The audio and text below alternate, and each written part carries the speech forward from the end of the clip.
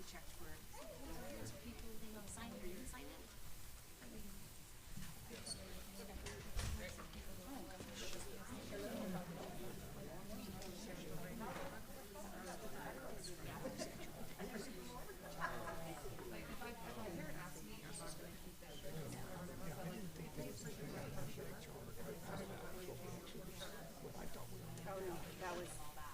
Supposed to go into much more detail about Just seriously, not having Tommy and those people. I had a meeting about, we're talking about changing our suspension, just what's within an hour.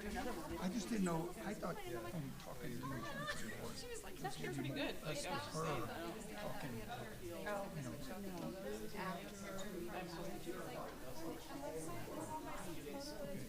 I just didn't know where we were going to put all those cases, so if everybody's good, it's fine. I just thought we were going to go more in detail about, hey, we really like you now.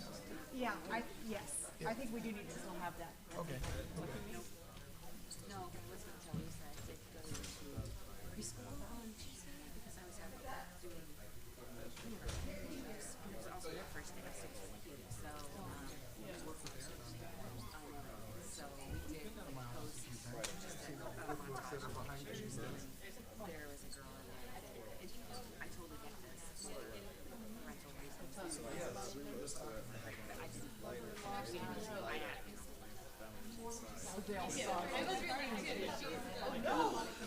We asked the honesty and transparency, but I just. I also, you ever been to the city? Yeah, I guess I heard this part of it. I haven't had to yet. I started saying, he was like, well, it's their first day, I don't know. She's got these like, well, I was the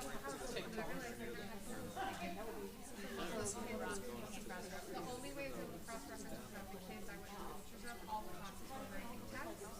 So I just wrote down, so I went through the regardless of Voyager and wrote down all the kids' names who had a no photo, and then all the photos of mommies. I like cross-referenced, I'm like, all right, Magnolia's good, this girl's good. Just there was only a couple of things. It was awful. But it wasn't a little too better. I'm really surprised with how much it did. Well, easily. Yeah. I bet they would have. The first day kindergarten up here, and like, shared a photo. It's really started off right. Yeah.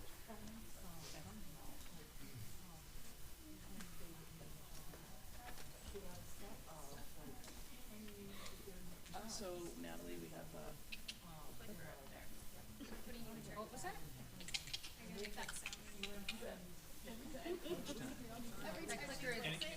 Anytime anybody else clicks it too. Oh, let's do that. For the peanut gallery. please do. That would be really lovely. I'd appreciate it. Laurel.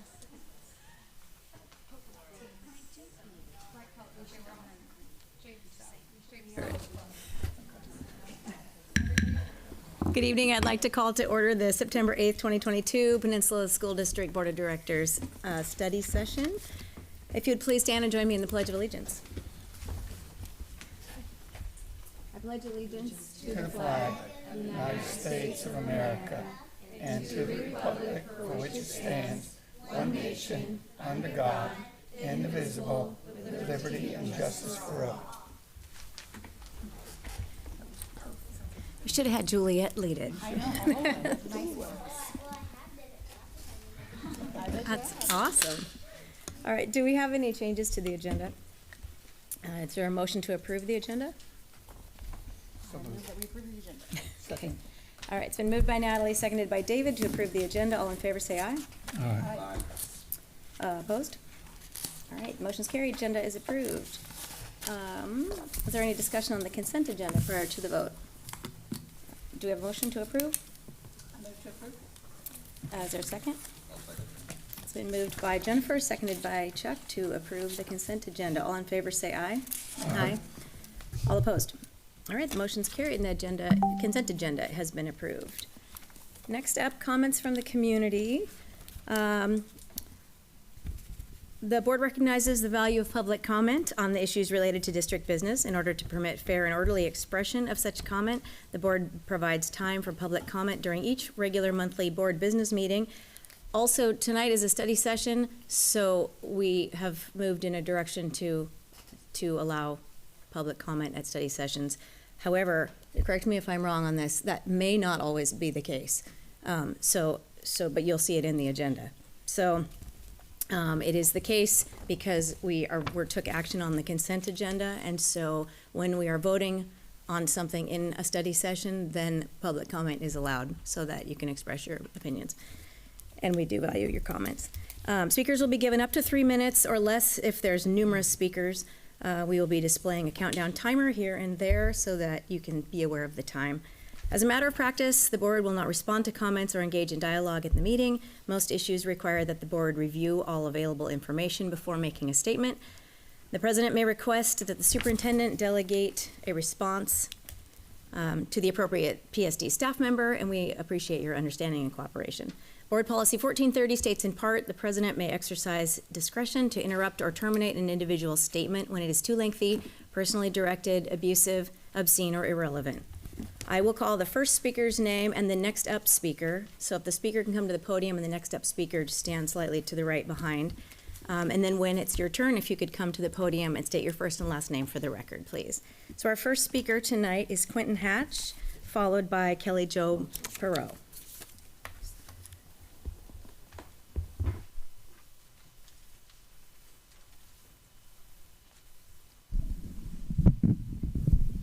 Is this okay? Can you guys hear me? Okay.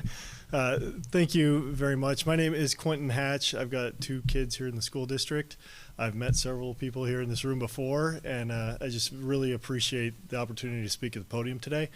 Probably goes without saying, I'm in the Army. I'm an active duty surgeon in the Army who's deployed multiple times, taking care of a number of combat casualties. I'm also a prior Marine Corps sniper, so I've got a lot of experience with mission planning, preparedness, and taking care of casualties all the way from point of injury to definitive surgical care.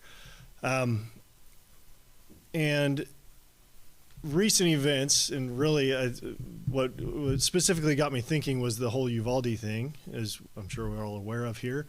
But on an even larger scale than that, we've got an exponential increase in violent crime right here locally. We've got a looming threat of natural disaster. And in my initial discussions with the district, I'm a little concerned that we're woefully unprepared for dealing with disasters.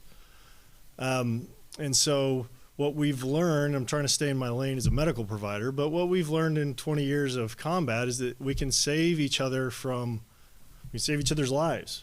Lay people can save each other's lives with some very simple techniques such as tourniquets and pressure dressings.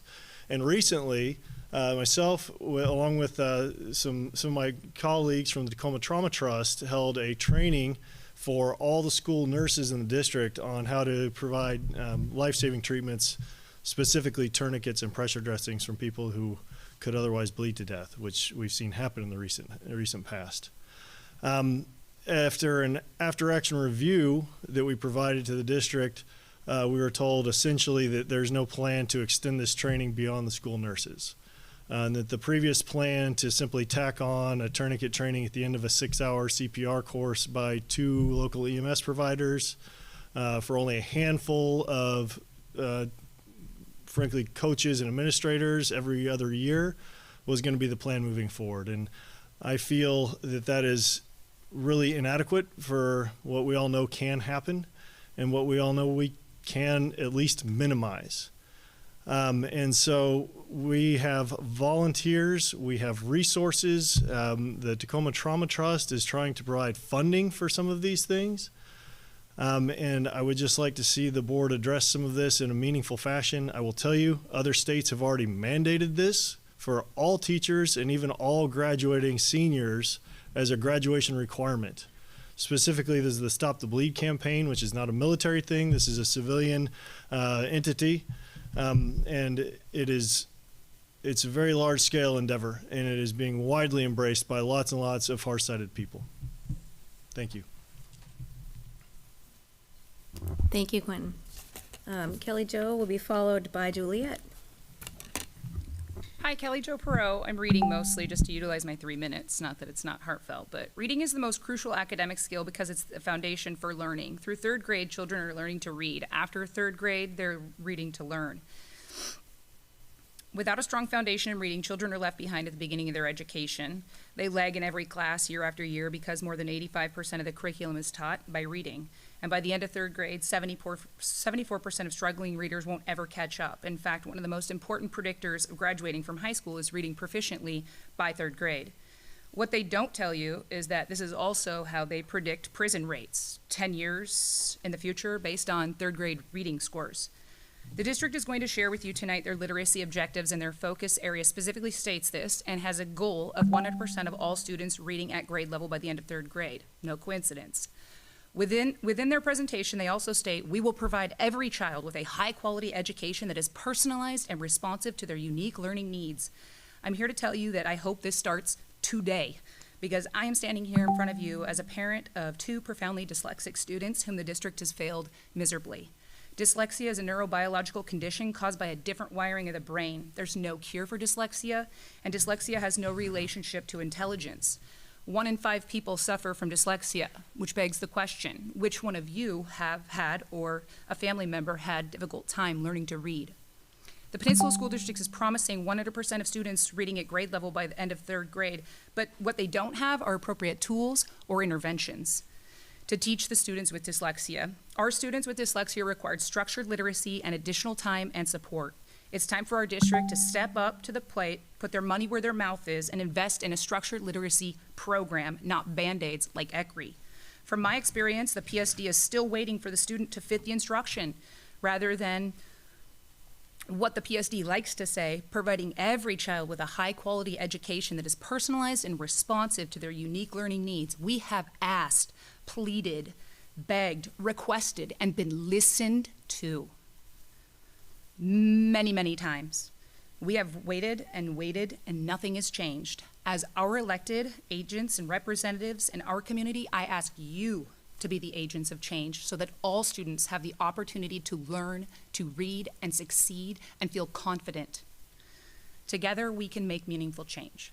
Thank you. Thank you, Kelly Jo. So Juliet, and followed by Jen.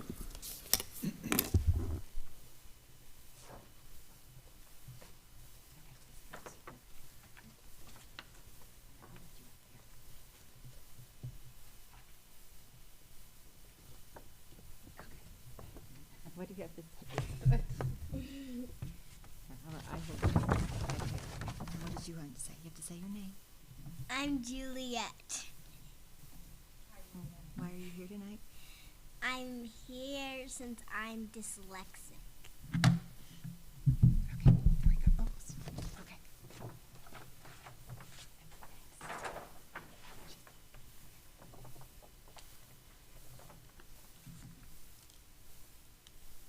I was like, can we start the timer? Yeah, go ahead and start, and we'll restart the timer. Thanks. Superintendent Barr and Board, thank you for the time for allowing me to address you tonight. And I'm going to repeat a lot of what she said, so I apologize. I just met her for the first time tonight. Let's just talk about the Dyslexia Paradox, which means the best time to provide intervention and correct instruction for kids in kindergarten and first grade before the learning gap emerges. 90% of children with reading difficulties will achieve grade level reading if they receive the help by the first grade. 75% of children whose help is delayed to age 9 or later continue to struggle throughout their careers. This has unfortunately been the case for all dyslexic students in our district. They are never helped and continue to struggle all the way until the day they hopefully graduate. Those who make it through have parents paying for tutoring and outside support. If a child lacks resources, they just fall through the crack. Dyslexia has nothing to do with intelligence. A student may be visually gifted, incredibly creative, or advanced socially, but they may also process information differently, making learning to read difficult. A typical learner may only need to be introduced to hear and concepts 10 times before committing that information to memory. Students with mild dyslexia need to be introduced to that same information 300 times before committing it to memory. Students with profound dyslexia need that information 3,000 times. Can you imagine how hard it is for a child like that to be working in the classroom? They struggle to meet traditional benchmarks and don't have the opportunity to share skills they master, like connecting, visualizing, imagining, and reasoning. Tonight, the district will give a presentation on the future of reading in the district. It's smoke and mirrors. It's the exact same thing they are currently using. It is not based on science, and it excludes dyslexic learners like my daughter. We paid for a private evaluation for the school district to help them out, $5,000 out of pocket, and asked the school to provide services to help her learn to read. The school psychologist here at Swiftwater demanded that I have an attorney show up to our next IEP meeting so they could remove all services that she currently has on her IEP. The school district chooses to use your tax dollars fighting families instead of providing services to all students. Reading is not a privilege. Our children pay the biggest price. The district seems to forget about Revised Code of Washington 28A.320.260. It began in the 21-22 school year. Each school district must use a multi-tiered system to support and provide interventions to students from kindergarten through second grade who display interventions of weakness associated with dyslexia. Why would the district refuse my dyslexic daughter's services? It's because you guys don't have anything to offer. On behalf of the students in PSD, we request evidence-based, multi-censored, structured literacy programs that have a proven track record. Stop bullying families like mine, and let's just teach kids how to read. Thank you. Thank you, Jen. All right, we're going to start our study session. Item 6.1, start of the school year review with Dan DeZone and then Amy Gordon.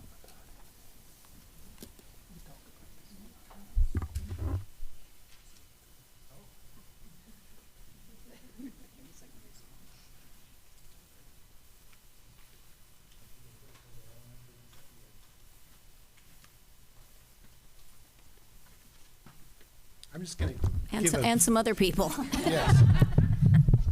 I'm going to give just a super quick overview of elementary. Dan will do the same, and then we'll pass it on to Dan D. So we had, starting last Wednesday, the first normal start since 2019. And thinking about elementary, that's really the first normal start ever for many of our families, almost half of our families. And it was a great 3 days. We had kids experiencing things the way we'd done it before without a lot of the restrictions. We had lots of smiles, masks were optional, and meeting their new teachers, meeting their new friends, lots of teaching of routines and expectations and all of those types of things to get them acclimated, some to our new buildings, some to our old buildings, but all of our kids getting welcomed into the school, feeling comfortable in the school, and learning how to go to school and all of the things that goes into that. And that started with kindergartens were conferencing last week.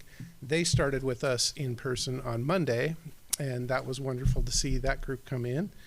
To talk about enrollment, in 2019, we were a little over 4,000 in elementary, just barely over at 4,003. Last year, we started at 3,641, and we made up over half of that as of the numbers of today, which is 3,840. So that's encouraging. We're getting back and getting in the right direction.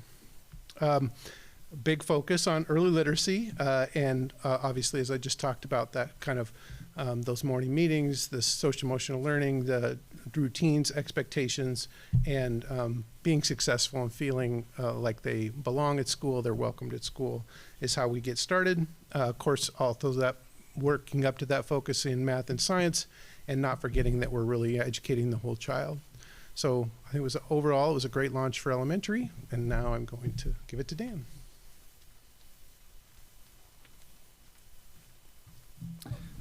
Thank you, John. A lot of the same themes run through secondary. I'm going to back up a little bit more, though, and share a few things with you about the professional learning days. And that was talked about a little bit at the last board meeting. But several of you were able to be at the Welcome Back Partners in Learning event, and that was just a fabulous event. And I think that's where I would say it was kind of the start of a very energetic and optimistic start. And that was just such a really good kickoff to our year. there were several professional learning days after that, and I was able to stop into a few schools. And similar to what John talked about, a similar theme running throughout those buildings as they worked on professional development with teachers and other staff. And that similar theme was around inclusivity, more not just around academic inclusivity, but also on the behavior side. How do we greet and include students, all students in our buildings, in our classrooms, and how do we have that theme start to run through our UDL work? And Superintendent Barr talked a little bit about Katie Novak speaking last time. How do we take that information from Katie and start to really make it happen in our buildings? And so that was a really cool thing. One little anecdotal piece, and I was talking about this earlier. I did stop in on the second day at Henderson Bay High School. And they said, "Oh, good, Dan, you're here. One of our teachers is stuck in the elevator." So just odd, these little odds and ends things. So they got a little bit about a half-hour late start. We had to have the fire department come out and help us get her out of the elevator. Great composure, though, as we worked our way through that. But again, just that theme running through around inclusivity, and James is going to talk a little more about data tonight, and that'll be some of our work as we target that data. First day of school, I started the day out at Kopachuk Middle School. Kudos to our capital projects group. They set an aggressive schedule for construction over the summer at both Key Peninsula Middle School and Kopachuk Middle School. One of the pieces that did pull together, and we were able to get occupancy, but one of the really cool things was that entry plaza at Kopachuk was ready to go. And just to see students get off of the bus and out of their parents' cars and come up those front steps through that beautiful entry plaza was a really cool thing. And students and parents alike were both really excited to be there. I left there and went to Gig Harbor High School, and it was mentioned at the Parent District Council meeting. Our parent group was providing fair scones there to not just students, but to staff. So I would thank them because they were very good fair scones. I ended up talking to one parent, and here's the reflective piece. Masks were optional. Students were looking at each other. Staff was interacting with students. Last year, early on in the year, if you remember, we were worried about testing. We were excluding kids. And the conversation as students were going through the commons was, please pull that mask up. Please pull that mask up. Whole different relationship this year with masks being optional. And that just helped solidify that relationship between students and staff. So that was a beautiful thing. I finished the day out at Peninsula High School. Students boarding buses that they were not familiar with at the end of the day. I was there and able to communicate with transportation. What I found out is some students don't know their address. So as I would say, what's your address? We can get you on the right bus. They didn't know. I was able to communicate with transportation, as were the other building administrators, and we were able to get them on the right buses. They looked them up by name, so that was quite a deal.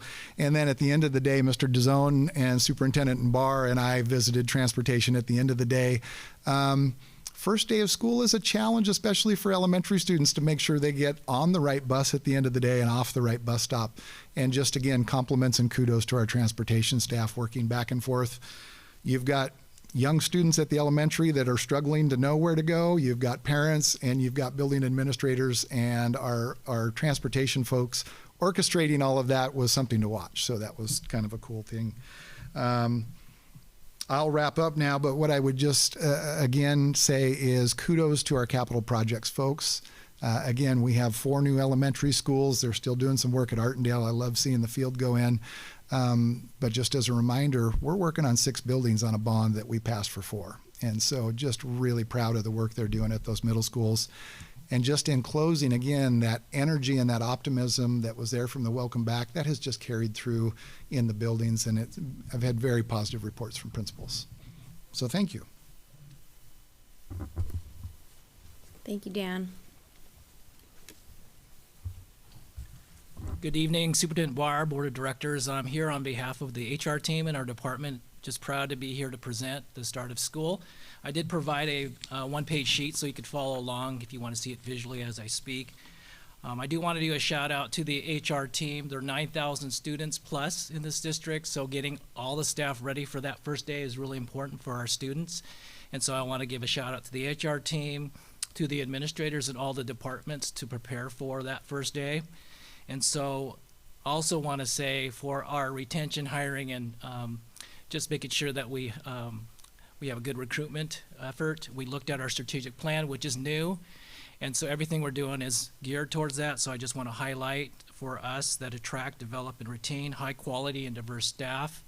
And so that was our focus. There's a lot of questions to be answered. As we get to January 23rd, I'll come back with a report on how we're doing. But I do want to share on the first day of school, besides going to transportation, thank you, Dan, for inviting me.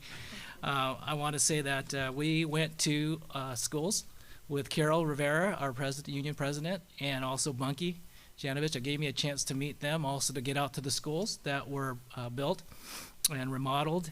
And we were able to visit for retention most of our student teachers, our second year, our classified staff, and our new teachers to the district. So we were able to welcome them and see a face with the names that are on the paper. So that was a lot of fun. So we spent most of the day together in the truck. So we had a great time meeting each other. Learned a lot, yeah. Substitutes are very critical to our district, making sure that our students have someone in the classroom that will be with them. So on the first day of school, you'll see classified. When I say substitutes, I'm thinking classified and certificated. So we had about 122 substitutes, but what I put there is 30 of them are actually active. I wanted to know, besides what's in the system, how many actually are available and actually subbing. That's actually more important. So my metric for that was every 6 months, who's actually, if you subbed at least once every 6 months, you were counted on that 30. Certificated staff, we have a lot, 280. But we have 99 that are active, which is really important. But, you know, making calls to the others to find out, hey, are you still interested, is going to be important as we move forward. I did go to the bus barn, met the bus drivers and the secretary staff. I did not introduce myself at first because they were more worried about where all the kids were. I'm happy to report that we have 82 authorized drivers, 34 that are trainees. And I did ask our new director of transportation, who knows her stuff, and she said that 34 drivers are in training. And I said, well, how long does that usually take? It takes 3 months. So we'll have 34 more.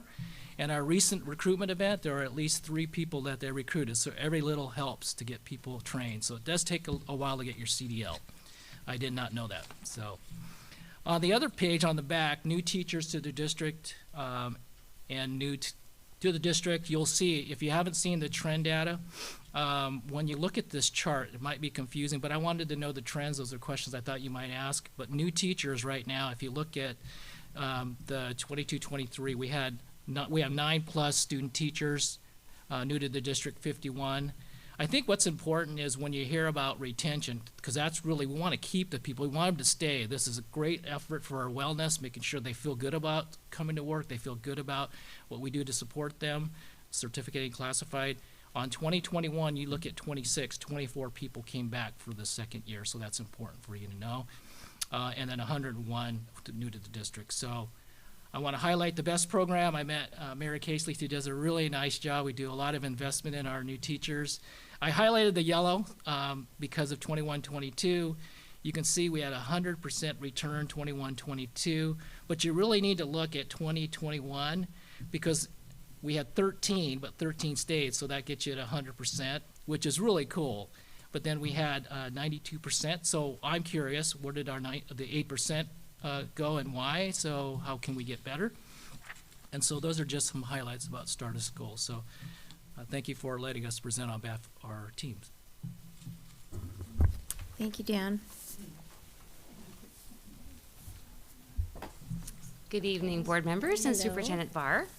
We're going to close out our part about the start of the year with something super great, I think. Tanya's going to cue up a video that we put together. I don't know if you know, but many of the staff at the Educational Services Center, the ESC, went out the first few days of school and assisted. And so we, the comps team, and I asked if people could share their photos with us so we could compile this, this video. So I think we're going to just start with that.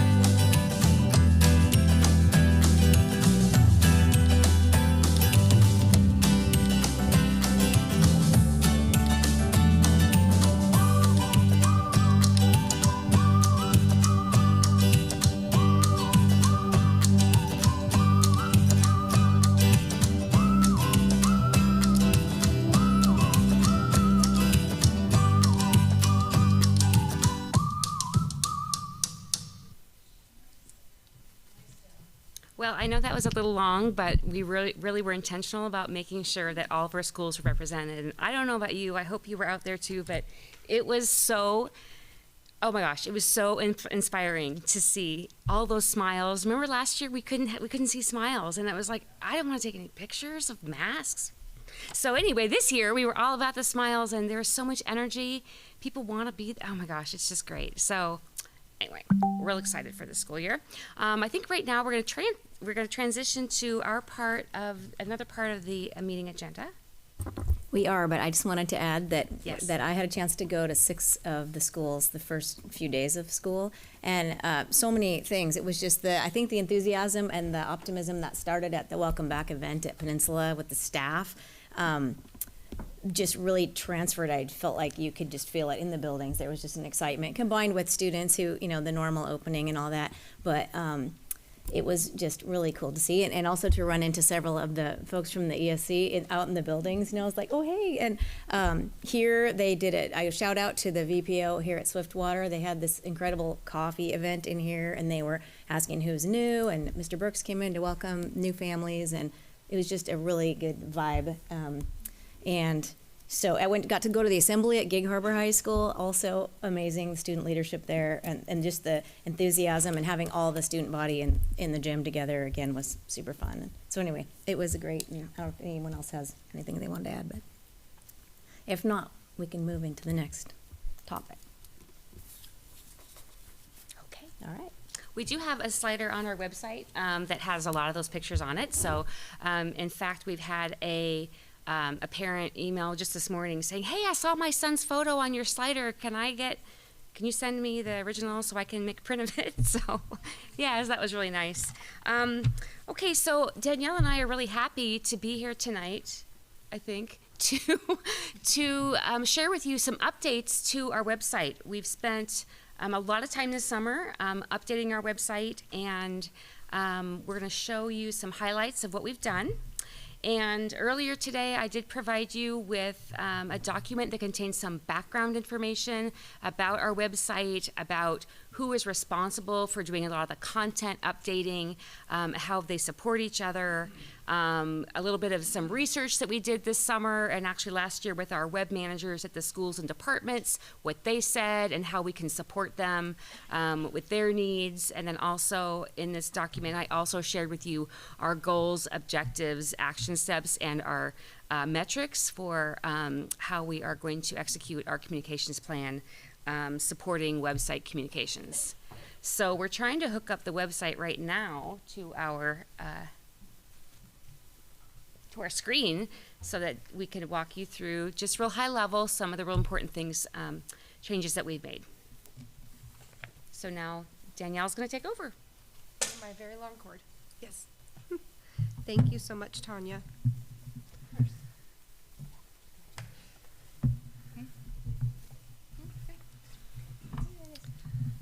All right. Don't trip. Yes, please don't do that. Okay, you can. 1 second. Why is it?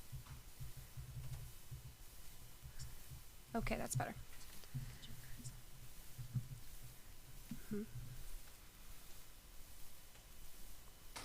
So, hello, Superintendent Board. As just for anybody who doesn't know, my name is Danielle Chastain. I'm the Digital Media Communications Coordinator for the school district, and one of my main roles is helping not only manage the district website, but helping our web managers at each school be trained and well versed in their websites as well.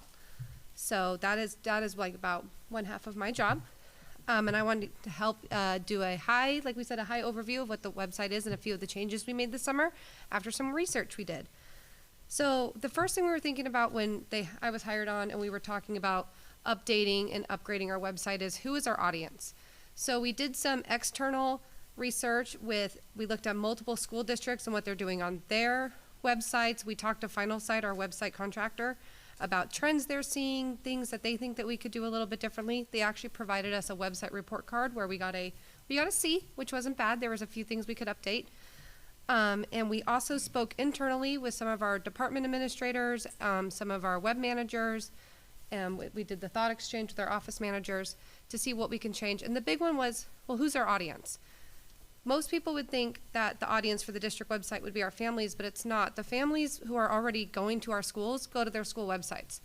The audience for the district website is usually people looking for more information about enrolling in the district, or looking for information about employment or public records information. So that's where we were putting a lot of our focus. And then, you know, helping provide tools and resources and trainings to our office managers so that they can make their schools can be a information hub for their families. So I'm gonna just show you a little bit about what we did on the district page. So we're gonna start at the home page. As you can see here at the top, there's select a school. One thing you won't see that was there for a long time on all of our web pages was a COVID-19 link. And the reason we decided to not make that as prominent this year on the homepage was because last year, according to our Google Analytics, it was always in the top 3 pages visited. This year, it doesn't make the top 5. Sometimes it doesn't make the top 10 on other school pages. People are just not as interested in looking at the COVID dashboard. It is still easy to find.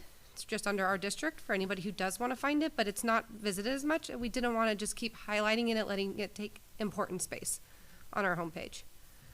We haven't changed much up here. We kept our most pertinent portals up here, parent portal, Schoology. One big change we made was our navigation, our district. We chose to make enrollment the takeover, the spot that COVID-19 was at. We're having a large push for enrollment over the summer and continuing on through the school year. And like I said, we've realized that when parents and families are going to the district website, they're going to find out about enrolling, transferring, student transfer request, or learning more about home-based instruction. So we wanted to make it really easy for them to find. Services and resources. We split up academics to elementary and secondary. There's Get Involved. It makes it easier to find out how to volunteer, to give gifts and donations, maybe put up a flyer.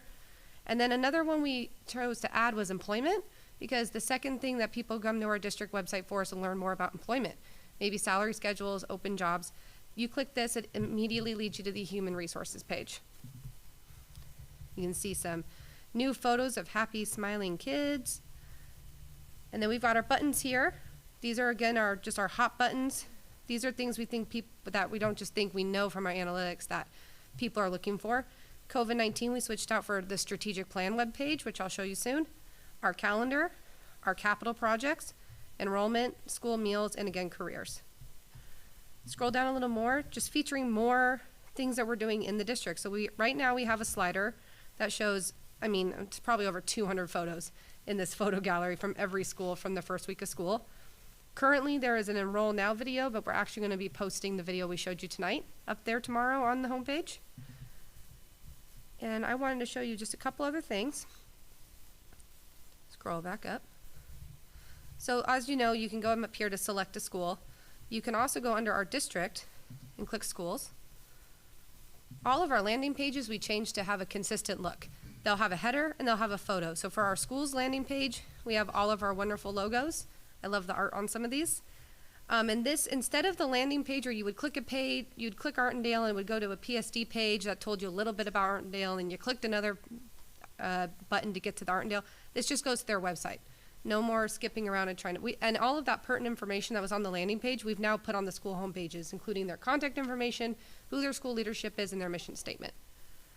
So that, and we've also, like I said, we made all of our landing pages have this consistent image and header look. So here's our department's landing page. We came up with icons. A lot of our other landing pages feature photos. Let's see, let's go to business. Well, a lot of our other landing pages have photos and headers as well, and the photos are from our district. We rarely use, if we're using photos of people, we're rarely using any photos from the web. We almost always use photos from our schools, which makes just featuring more of our teachers and our students. Another thing to show is if we go to one of our departments, we made all of our department pages have a consistent look. Makes it easier to find information. We've created these contact boxes on the side so people know who's in charge of what, who they could contact if they need to, and it makes it just easier for them to find the stuff that they're looking for. And if you go to, you don't have to go to the homepage for this, but if you are having a hard time finding something, we have this wonderful search tool up here. So let's say we wanted to learn more about early learning and we just can't find it. And UX design, user experience, shows that you can do your best to make any website or interface as easy as possible to use, and there will still be people who just think differently and think, well, this page should have been under here. So sometimes you're just really not going to find things where you would think they would be.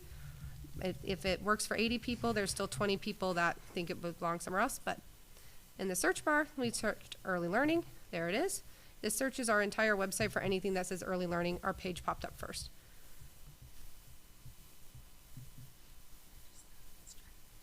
Yes. And the last thing we were going to show was our brand new strategic plan website, webpage. I'm going to give a shout out to my coworker, Brooke Finnegan, because she's worked really hard on the visual branding for the strategic plan. This is going to be consistent on our website and any external publications that we put out for the strategic plan. So this has a little bit about our plan, but what I really like down here is our vision, our mission, our values. Again, all people from our district, all of our students, all of our employees, and then our goals. So this goes over our goals, all of our objectives, and this is not just the strategic plan webpage, but the entire website is living. We change it every day. I'm making changes on here. We're updating. We're coming up with new ideas. We have new pages we're thinking about adding, learning about ways we can make our information better and more accessible. And the reason we're so passionate about that and we put so much focus on that is because this is the first impression that we get. You know, our parents and our families and our community are getting to be younger than they have been historically. And like for me, I've been using the internet since I was 9. Parents younger than me have been using the internet their whole life. So they don't think of going to a school as their first impression. They think of the website. So we've been dedicating time and to looking at the website and looking at how we can make it a really good impression of our district. And I just want to go over quickly so we would have time for any of your questions. I'll keep this up to Rhonda. Can you talk a little bit about the calendar? What's on that or planning to be on that and how that I'll take that question. We know it's not what we want right now, and so Chris Hagel and I are working with a company called Tandem that provides. It's a platform that we've embedded into our website, and so actually Chris just took a call from Tandem to find out how we can improve the look of the calendar for each school still using Tandem. So Chris and I are going to meet with Tandem, figure out what that looks like with Danielle, because she's going to be putting it on each school's website. But then we have to train, and this is all this website is about training all of the content managers, but we have to retrain them on how to do the Tandem calendar so that it will look the way that we want it to look. And I was reminded earlier today by Brooke that Final Site actually has a calendar that we were going to start using way back when in 2019 when we purchased the service, and we just thought it was going to be too overwhelming for our staff to learn the new website and learn the calendar at the same time. But now people, we think, are feeling more comfortable with the website, hopefully, and they will be after this year in our training and support, and then we can start working on making the calendar better because we know it doesn't look good. I will say that our the web managers that I'm training, they're really open to being trained on the calendar. I already have 3 of them asking when I can come and show them the calendar because they want an easy place where they can put in their events and it auto-populates on their homepage. So once Chris and I work on what the new features will be, I'm going to be out at the schools and snappy making it happen. Okay, so there's going to be, the calendars will live on each school's homepage. Right. What about it in terms of an overall district? We think there will be. Okay. Yeah, there currently is a district the district calendar on Tandem. We're just going to apply the new features to the district too. So it'll look better. And those are all of the schools that are just synced together, or is it separate? Yeah. Like in this beautiful world, can I go to one calendar and select Artendale? Yes. That is and then overlay Gig Harbor? Yes. Yep. And then, okay. Yep, Sweet. that is what we'll be working And so, on. yeah. Cool. So more to come on that. Okay. We're excited about that. You know, I just have a couple quick questions. The calendar was my number one question, so thank you for that. The days when I had kids at 3 different schools and trying to manage the calendars. So I am understanding that there's a web manager or a web administrator at each building, correct? Mm-hmm. And is this, because I don't know if the whole board knows this, is this person, is it the same, is it a particular, like is it the office manager, or is it the same person in every building, or can that person designate a different person? Or, some I'm sure are more comfortable with web tools than others. Right. So that function lies with, as I understand it, the office manager. It's actually in their job description. But I have seen that office managers work with their administrator to determine who in the office it might, or in the school. Sometimes it's not even just one person, it's 2 or 3 people, especially at our larger schools that manage different parts of their site. So, but it really is up to the district, to the school and department administrator to sort of decide who does it. So it's different from each building to building. Okay. And I know I saw in the document that you gave us that a lot of mention about support and training and all that, and it sounds like that's coming along. Yes. At minimum, once a week I'm at a different school, and almost every day a big thing I did when I was hired on was I went and visited all of the office managers because I wanted to create that personal relationship. I got them to know me, and they know that they can call me or email me, and they do all the time saying, I'm confused, can you show me this really quick? So it's ongoing, but I go out at least once a week to a school and show somebody Final Site, Parent Square, or social media. I was out at Voyager today. And I guess I would add to that, I forget what I was going to say. Never mind. I'm so glad that happens to other people. I know. I tell you, that's what happens when you're over 50. We were talking about training and support. We really do provide, it's really a challenging thing running a school district website. We are not alone with the challenges of having some people think and being really invested in it at some schools and departments, and some not. It's just the way that it is. Again, I'm forgetting what I was going to say. But we provide resources and templates for our schools. So a good example of this is our back to school template that we provided to all of our schools in April, I think it was, and we asked them to populate. We just gave them kind of a skeleton of have this, this, and this on the back to school page, and then a couple of things like you need to have maybe a video, or you need to have a welcome back letter from your principal. I know you're writing it in like April, but just get it done because your summer's going to be busy. And then maybe your back to school night dates would be great to have on there. So we put this template together for them, and then we gave it to them, and so we do that kind of support for them. And here's a really great example. So like she said, we gave the template and we told this to our web managers. This is what we want our welcome back. We want consistency on all the sites. We actually created the page for them on all their web pages. We created this top part, so we chose Parent Portal, Schoology, and Parent Square to be very prominent because we know no matter what school you're at, you're using those.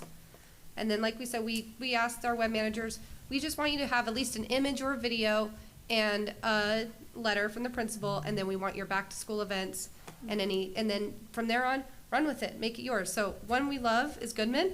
They did an image and a fun video, and if you look, they went ham.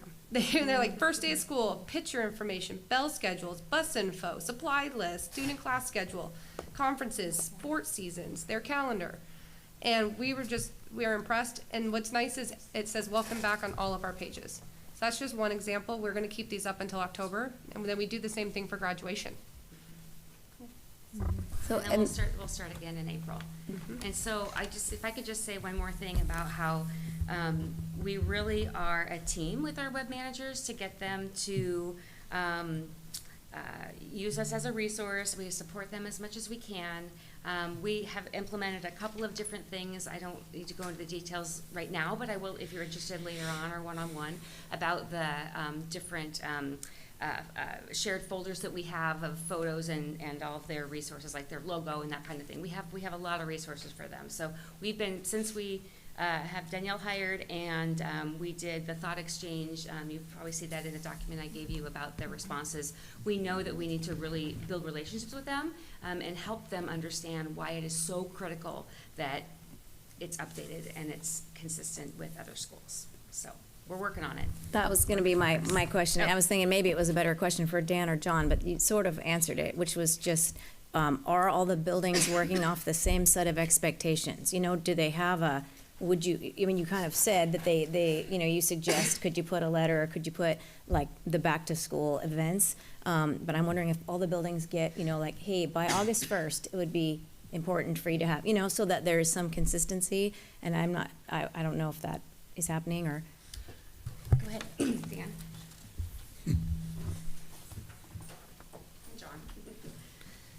So thank you for that question. Amy and I had talked earlier this summer about that, and we talked again. And Lori, I think you alluded to it earlier. There is a common expectation. There's also an uncommon skill set and comfort level. And what Amy and I talked about earlier today is how do we bridge that gap? Because oftentimes if people are not comfortable or they don't feel like they have the skill set, they may put it on the back burner. It's our job to make sure it stays on the front burner so that they do get the help that they need because the expectations are common. We do want similar things on websites. So if, as you said, I was a parent at 3 different schools at one time with 3 kids, 3 different schools. I don't want to search for different things on each school site. So I think they've done a great job with expectations and templates. The gap we have to bridge is whether you're comfortable with it or not, or whether or not it's a priority is not a choice. How we support you in terms of your comfort level and get to the same place is something that we need to bridge in terms of a gap. Because it does need to be a common expectation and a common priority.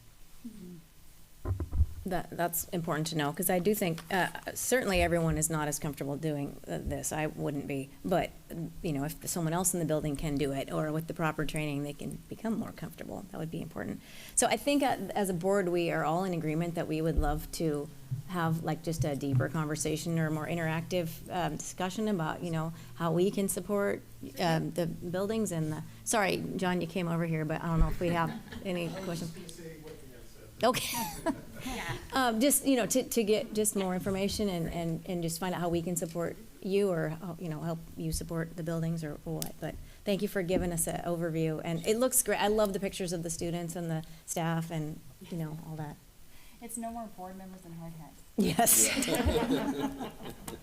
So Good. thank you. Thanks.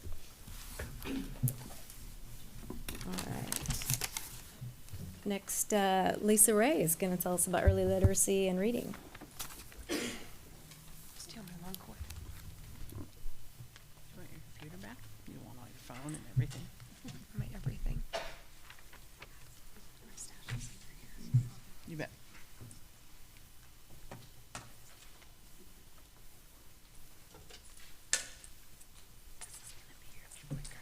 Mm-hmm. That's your clicker. Thank you.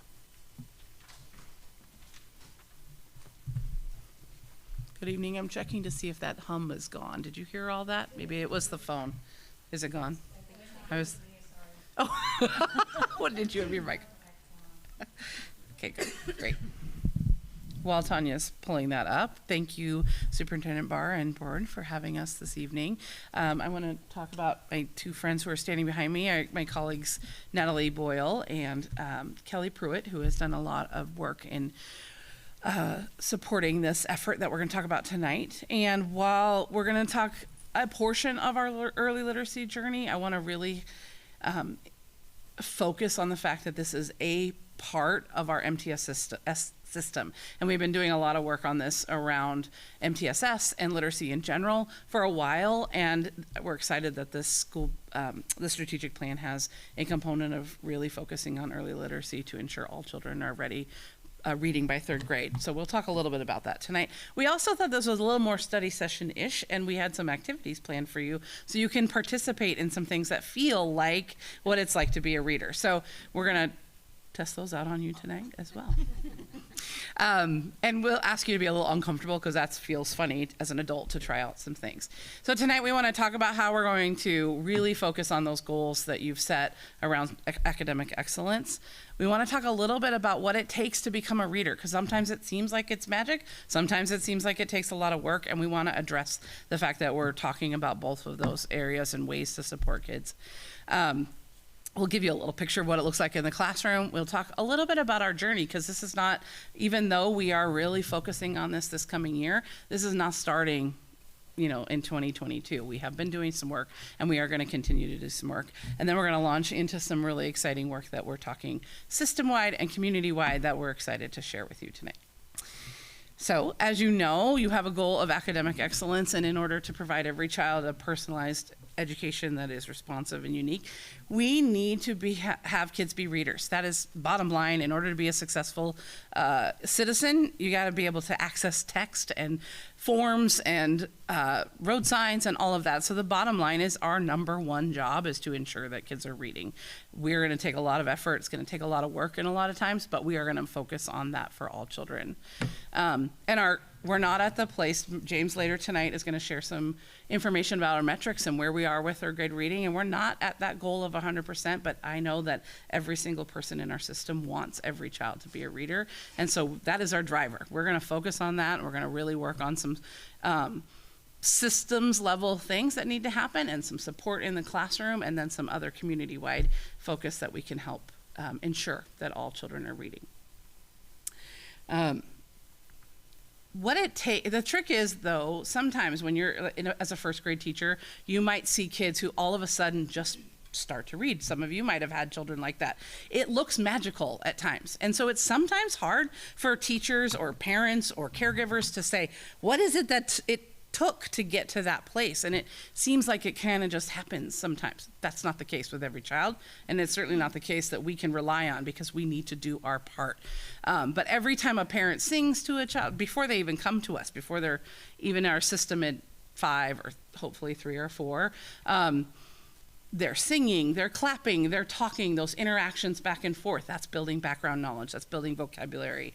I think about every time a grandmother's driving with their children and they point out McDonald's. That's building alphabet knowledge by saying, that's a letter M. What other letters do you see? Those kinds of things. Nursery rhymes are great ways for kids to hear how words sound the same and sound different. That's building phonemic awareness. Kelly's going to give you some examples and practice some of those things so you get those experiences. And then lots and lots and lots of time with books. That's really critical, and we want kids to be read to, read with, read alongside of, behind, in front of, with their dog, all of that. Kids should just be engaging in conversations around books. What are they talking about? What does that mean? What do they see? What do the pictures say? All of those things are part of those foundational pieces that help children become readers. However, once they get to us, we can't just rely on this magic. We have to actually focus and clearly, explicitly teach what it takes to become a reader, what it takes to read. And so we have been working really hard, and we will continue to work on a very, very intentional focus on foundational skills in preschool through 3rd grade. And a little bit later, we'll talk a little bit about how we're connecting our preschool folks to that work as well. There are 5 components of reading, and children need access and instruction in every single one of those areas every single day for every single experience they have, particularly preschool through, I'd like to say age grade 12, but I don't think that happens. They don't talk about phonemic awareness a whole lot in senior year, but I want kids to have access to that all the time, playing with words, talking about what those words mean. What do they see? What do they think of when they see those words? So it's really just breaking down all of that magic that we like to think happens sometimes into these components that allow children to become readers. So Kelly is going to get into each of those and give you a little background on what those all mean and let you experience it as an adult. Do you want me to just click for you? Okay. Hi, good evening. My name is Kelly Pruitt. I'm the instructional facilitator, and my focus is K-5 literacy. So I support elementary teachers in putting a lot of these things into place. So I'm going to ask you to play with us a little bit tonight, if that's okay. So phonemic awareness is this first area that we're looking at, and that's the way that we hear sounds and the way that kids hear the way that words are built. And the way that's easy to remember about what phonemic awareness is you can do it with your eyes closed. So it doesn't require any actual reading or print. It's all things that you can do auditorily. So we're gonna play a couple games here. So I'm gonna say 2 parts of a word and you're gonna put it together. Okay, ready? Cardboard. Very good. Cornbread. Sandbox. School board. Very nice. All right, the next thing we're gonna do that's a phonemic awareness activity is I'm gonna say some sounds in a word, and when I slide my finger, you're gonna blend that word together, okay? So let's try one. T, e, n, 10. Here we go. B, e, g, beg. P, e, t, pet. And last one. D, e, n, den. Nice job. Thank you for playing with me on that one. The next thing that we're going to talk about is phonics. And when many people think about reading instruction, this is what they are really thinking about. So it teaches kids to match those sounds that we just talked about with the symbols that we have for those sounds, and then putting them together to read words that they haven't read before and reading unfamiliar words. And so we have lots of things that we do with students to help them with this, and we're just going to do one quick blending activity. We'll see if we can do this together tonight, okay? All right. So you're just going to say the sound. The sound is er. You're going to say eh for the sound. Say eh. We're going to blend it. Re. You're just going to say this sound, which is d sound. We're going to blend it. Blend. Red. The word is? Nice job. Oops. Sorry. Say just the sound. Sound. You're going to say F for the sound. Sound. Blend. This sound is blend. Bell. The word is? Nice job. Last word. Sound. Sound. Ol. Blend. Goal. Sound. Ah. Sound. Blend. Last sound. Sound. Blend. Glad. Word. Glad. Very nice job. Excellent. The next thing that we're going to talk about is fluency. So once students start putting those sound spelling connections together, that felt a little laborious because we were working on each sound. We want kids to become really fluent readers. And fluency just doesn't mean reading fast. We don't want kids to sound like a robot. We want them to read with something called prosody, which is reading with expression and pacing. So there's lots of activities, I'm not going to do them with you tonight, that we do with kids to make sure that they're connecting that phonics and phonemic awareness and applying it to connected text, and then making it sound fun and interesting as they're reading that out loud. And some of the great practice activities is some of the things that Lisa was talking about earlier, reading with and reading alongside. Having kids hear fluent reading from a grown-up and an experienced reader, those are really important too. The main point and the focus of all of this is for students to be able to understand language and to comprehend what they're reading. So the last two components of the 5 components of reading are vocabulary and comprehension. And that is really the goal. Our goal is not for kids to just be able to decode a bunch of nonsense words. It's not our goal for them just to read quickly. It really is our goal for them to understand what's on the page and to become passionate and excited about reading and being lifelong learners and loving to read. Okay. You're doing a great job. All right, so this slide has a lot of information on it, and I'm not going to talk about every single thing on this roadmap. But I just wanted to highlight a few things. So before this roadmap even starts, we spent several years, Lisa and I worked with K2 teachers in some job-embedded professional learning, some studio models, thinking about those 5 components of reading and how to make reading instruction better in the Peninsula School District. And through that work, we realized that we need, as a system, to be more explicit and specific about our instruction. So even though there was some legislation from OSPI in 2020, we were doing work before that because we felt like it was the right thing to do. So we were already working with teachers to plan some of this professional learning that you now see on this slide. So in the spring of 2020, we had in the winter of 2020 and the spring of 2021, we gathered kindergarten through 2nd grade teachers. And we took them through some modules about many of the things that we talked about tonight. We had a module on dyslexia, we had a few modules on the science of reading, phonemic awareness, which we talked about tonight, phonics, and then using our district adopted curriculum to put all of those things into place. And after that training, the feedback that we got from teachers and administrators, and what we also heard, is that that was really great for them to learn about what they should be doing, but they needed some guidance about how they should do it and how they should put that science of reading into place in the classroom. And so in August of 2021, as you can see, we implemented something called Enhanced Core Reading Instruction, and it's a set of instructional strategies that classroom teachers are using. There was a year of job-embedded professional learning for them, and then we onboarded third grade teachers this August. So now K-3 teachers are trained in this method of explicit and systematic instruction. Now I'm going to turn it over to Natalie.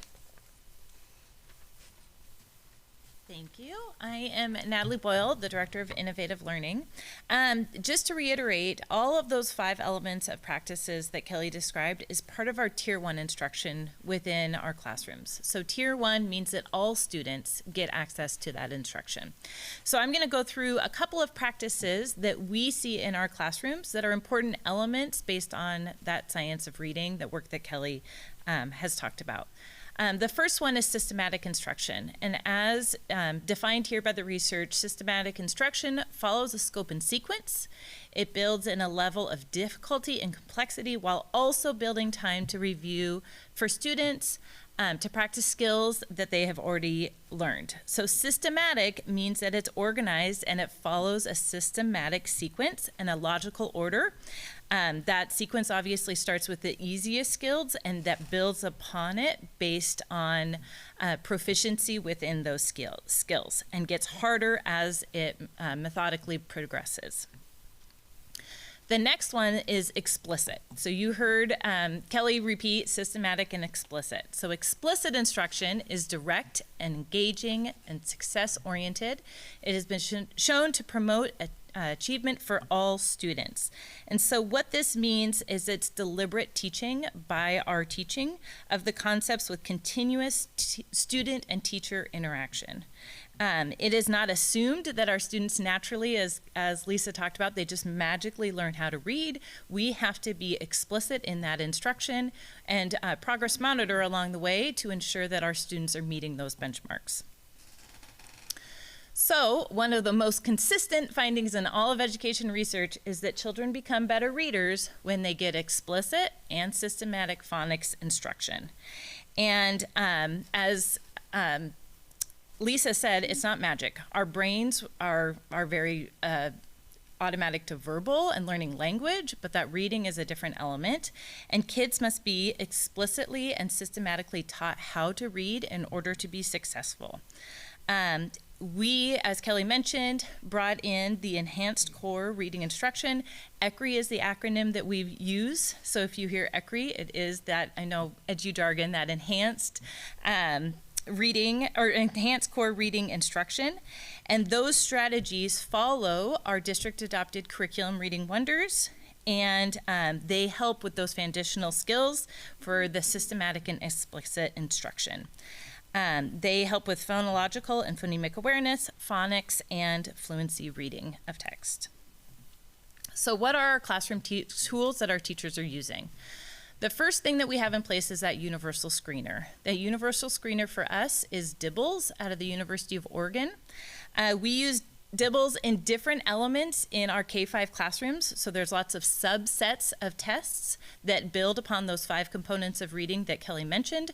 There's a whole lot of acronyms that go with each one of those subtests. Edu jargon, if you want to geek out with us and learning any of those.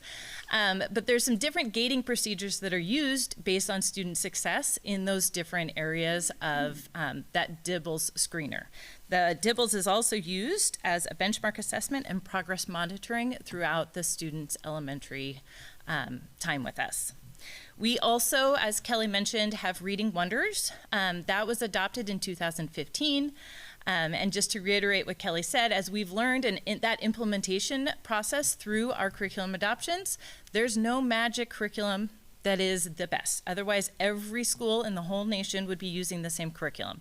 So we find it's what it does really well and what parts of it need to be supplemented, and that's where our ECRI came in, because we found, and our teachers found, that Reading Wonders needed that supplemental piece for that systematic and explicit phonics instruction. And then again, that ECRI, those ECRI strategies in K-3.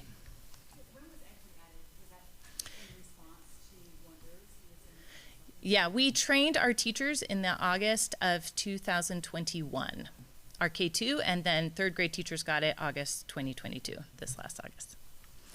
I'm gonna pass it back over to Kelly, or to Lisa. Thank you. So one of the things I appreciate the most about the work that we've done, both with MTSS and early literacy, it has been a sort of system-wide approach. So that I've been involved, the LI has been involved, student services, Jana is stepping into this as our special education director. John has been really instrumental in making sure that principals have the tools they need to help teachers be successful, so that we saw that implementation really, there was a lot of fidelity to that work that we were doing with ECRI, and it was our first year. We're going to continue to improve, and we're going to continue to grow. We saw some really incredible results in schools where they were working hard to implement ECRI, and we're excited about that, and we want to continue to see that growth.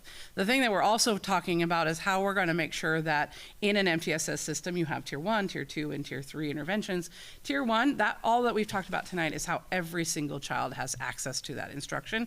We're still working on improving those systems, making sure that our progress monitoring systems are in place, that teachers are looking at data and making good decisions about the data that they have using DIBELS and other tools that they have. So we are working through those. That's our future work, but I am really excited about the fact that this is a focus. There's nothing more important than we do than making sure that every child is a reader, and I just want to, hopefully that is clear tonight, that there's a lot of effort and passion and excitement about what we're trying to do and help kids be successful. So that's on the sort of school-based side of things, but I want to share a little bit about what we're doing community-wide, because as you know, I said earlier, but I think as you know, if you're a parent, you know that it takes a lot of reading opportunities to be with your child, or have your grandmother read, or your friend read, or the caregiver read, or the neighbor read, or whoever. I used to tell a friend of mine who did not have a strong reader, I was like, maybe have your child read to your dog, because she didn't like to read to her mom, so read to the dog, anytime. And so we want as many opportunities for reading to be part of our communication and part of our community. So we are excited to launch this fall campaign called Peninsula Reads, where everyone in the community has an opportunity to engage with reading somehow. So really focused on our youngest learners, our youngest readers, hopefully even all the way down to 0 babies getting to have access to this. But what we'd like to see is businesses have places for kids to engage in literacy activities. Partners, libraries, community organizations, families can find ways to track the things that they're reading. We have lots of really exciting things to share with you soon. School getting started was our first priority, and then very soon we'll be launching that. We want opportunities for people to come in and read in schools and share books, and we're super excited about this. So stay tuned. There will be lots of information to come. We have some really excited community members already engaged, and so we are really excited about this. So thank you for your also being excited about this when we launch this.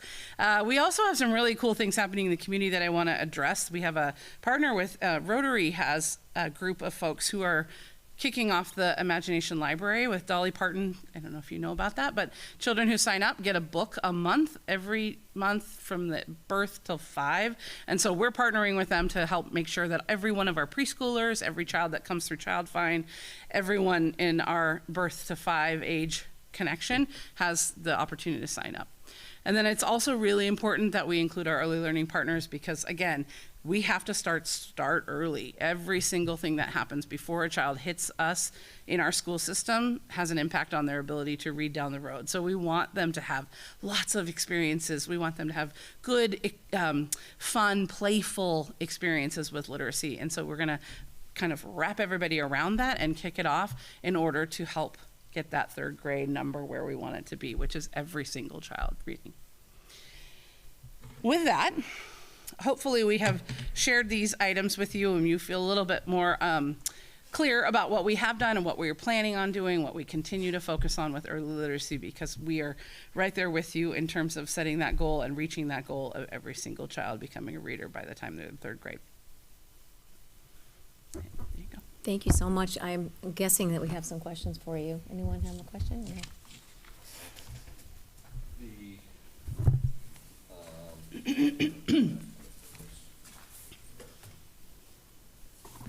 The curriculum that they were talking about earlier in the public discussions there was the structured literacy programs. We're doing that? We got. Well, Archery is a structured literacy program. Okay. There's lots of structured literacy programs out there that are available. Okay. Yeah. But it follows a systematic and explicit model, and Archery does, yes. Okay. You turned off? Okay. Yeah. So, awesome. I think you guys are doing a great job, and thank you. Man, the volume's up really loud. It's got a lot of echo. So my kids came up through the DODEA system, and because I was in the military, and they had really good intervention programs. Like when I was stationed in Korea, one of my sons was having trouble with his speech. He could read just fine, but they didn't know why he was not able to sound his words out quite right.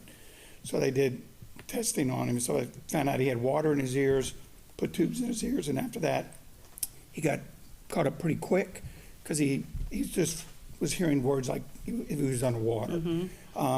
So they had really good intervention programs to help identify kids early on why they weren't comprehending their words or sounding their words right or whatever. What are we doing in the kindergarten and first grade to identify students that might have dyslexia? Because I know symptoms of dyslexia can be as simple as difficulty tying her shoes, mixing up syllables in long words, mispronunciation of their words, putting words in the wrong order. Where my kid was identified early that he was having a speech problem, and we fixed it. What are we doing at kindergarten and first grade to identify students that might have dyslexia so that by the time they get to third grade, we've identified that, helped them, and they're maybe not 100% caught up by third grade, but are on the right track? Well, our universal screener DIBELS is a screener for word level reading difficulties, and that helps to point out, oh, there's a child here who has some missing pieces, and then our teachers take that data. That's what I was talking about, getting better at using that data and making decisions about the instruction. And so teachers will find out who those children are that didn't meet benchmark at DIBELS on whatever assessment they're using, and then they'll make decisions based on that data.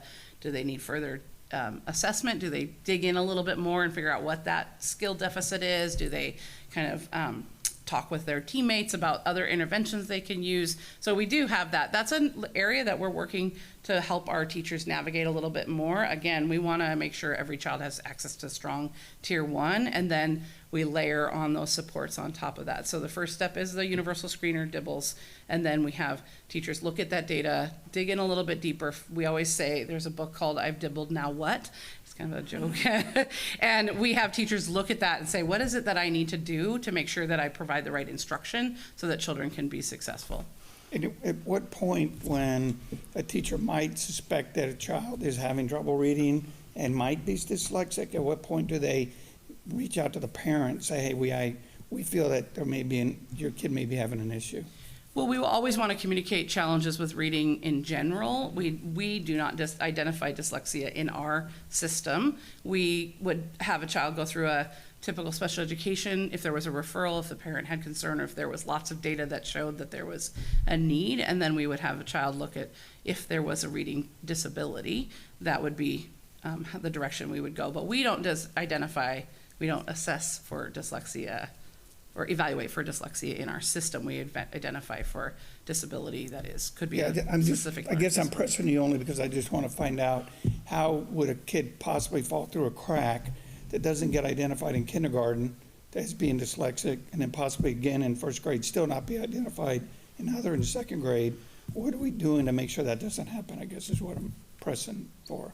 Well, and it is just that instruction. It's lots of interventions, that we have layers of intervention that kids go through. We watch to make sure that they respond or don't respond. And then those teams get together at a building and they talk about what is happening here? Why are they not making progress? How can we sit down as a team and talk about, do we need to go into some further assessments? Do we need to start looking into some of these other pieces that we can evaluate if need be, but we want to give them time to respond to the intervention as well. And so we do all of that. We don't jump to that's where they are before we have any opportunity to instruct too. Okay.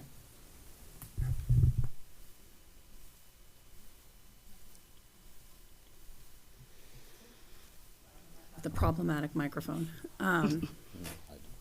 Okay.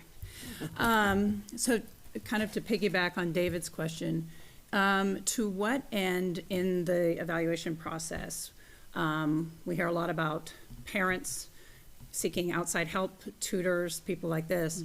How are they integrated into that process? The tutors or the parents? Parents, tutors, like the whole, I mean, everyone, right? Everyone who is well, if a supporting child's the going child. through a special education evaluation, they're definitely, the parents are definitely engaged in that, and sometimes they'll ask for other feedback from other people, but parents are from the very beginning involved in the special education evaluation process. I guess I mean other, if they're getting third-party evaluations besides DIBELS, how is that information then integrated? Are we using that as well? Sometimes we get that information. I might lean in on my special education team a little bit more on that one, but yeah. Okay. And then just kind of more broadly, this all sounds fantastic, and I keep going back to the fact that I have a third grader, and this was her first year of typical school, and that gives us basically third, fourth, fifth graders, right, who didn't get any of this, compounded by COVID.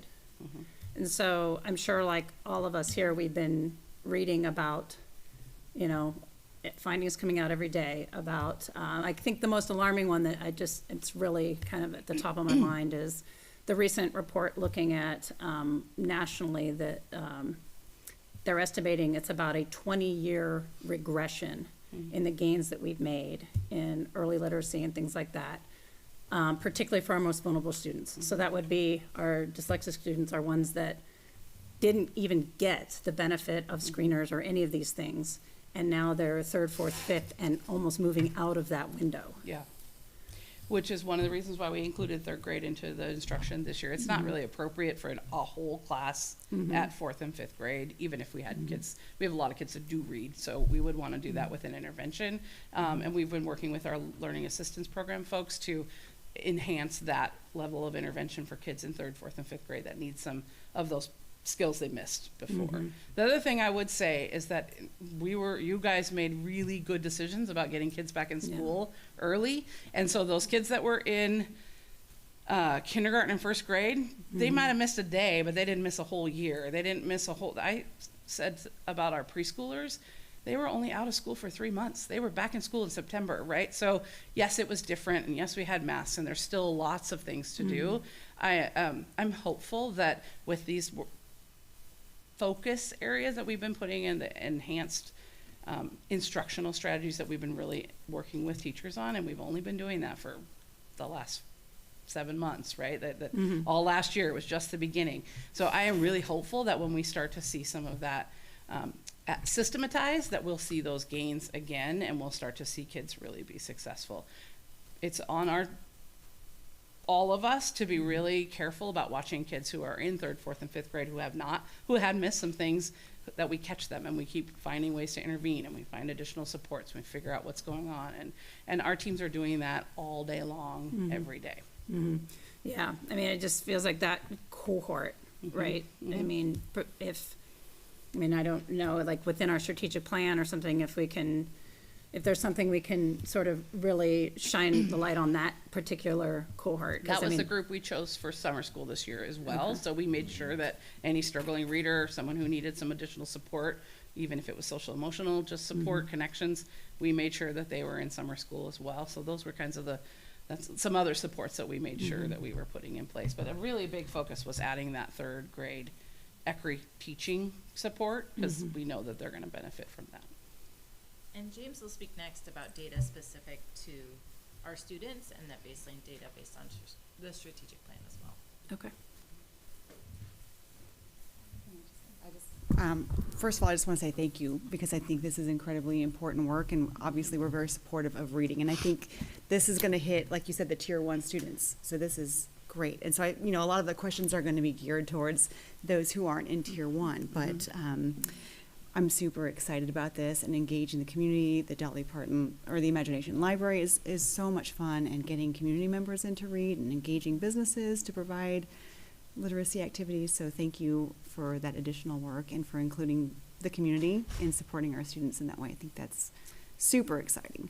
But our questions, like I said, we'll probably want to make sure that we do include every student every day, because that's our goal. And so obviously there are going to be some who struggle more. And as a parent, I think we've all seen our kids learn at different rates. I remember my oldest going to his kindergarten pre-screen. They gave him the form with sight words, and he asked him to read it. And he, as a 4-year-old at the time, looked at it and said, "Assess the student's ability to recognize sight words." And then he went, and he was that magical kid, because I never sat and sounded words out with him. But Facebook has this magical feature on it that will allow you to look at something you wrote 13 years ago today. And for me, that was getting a report from his teacher saying that he had an emerging reading skill in 1st grade, because he didn't actually do, what we did with you, Kelly.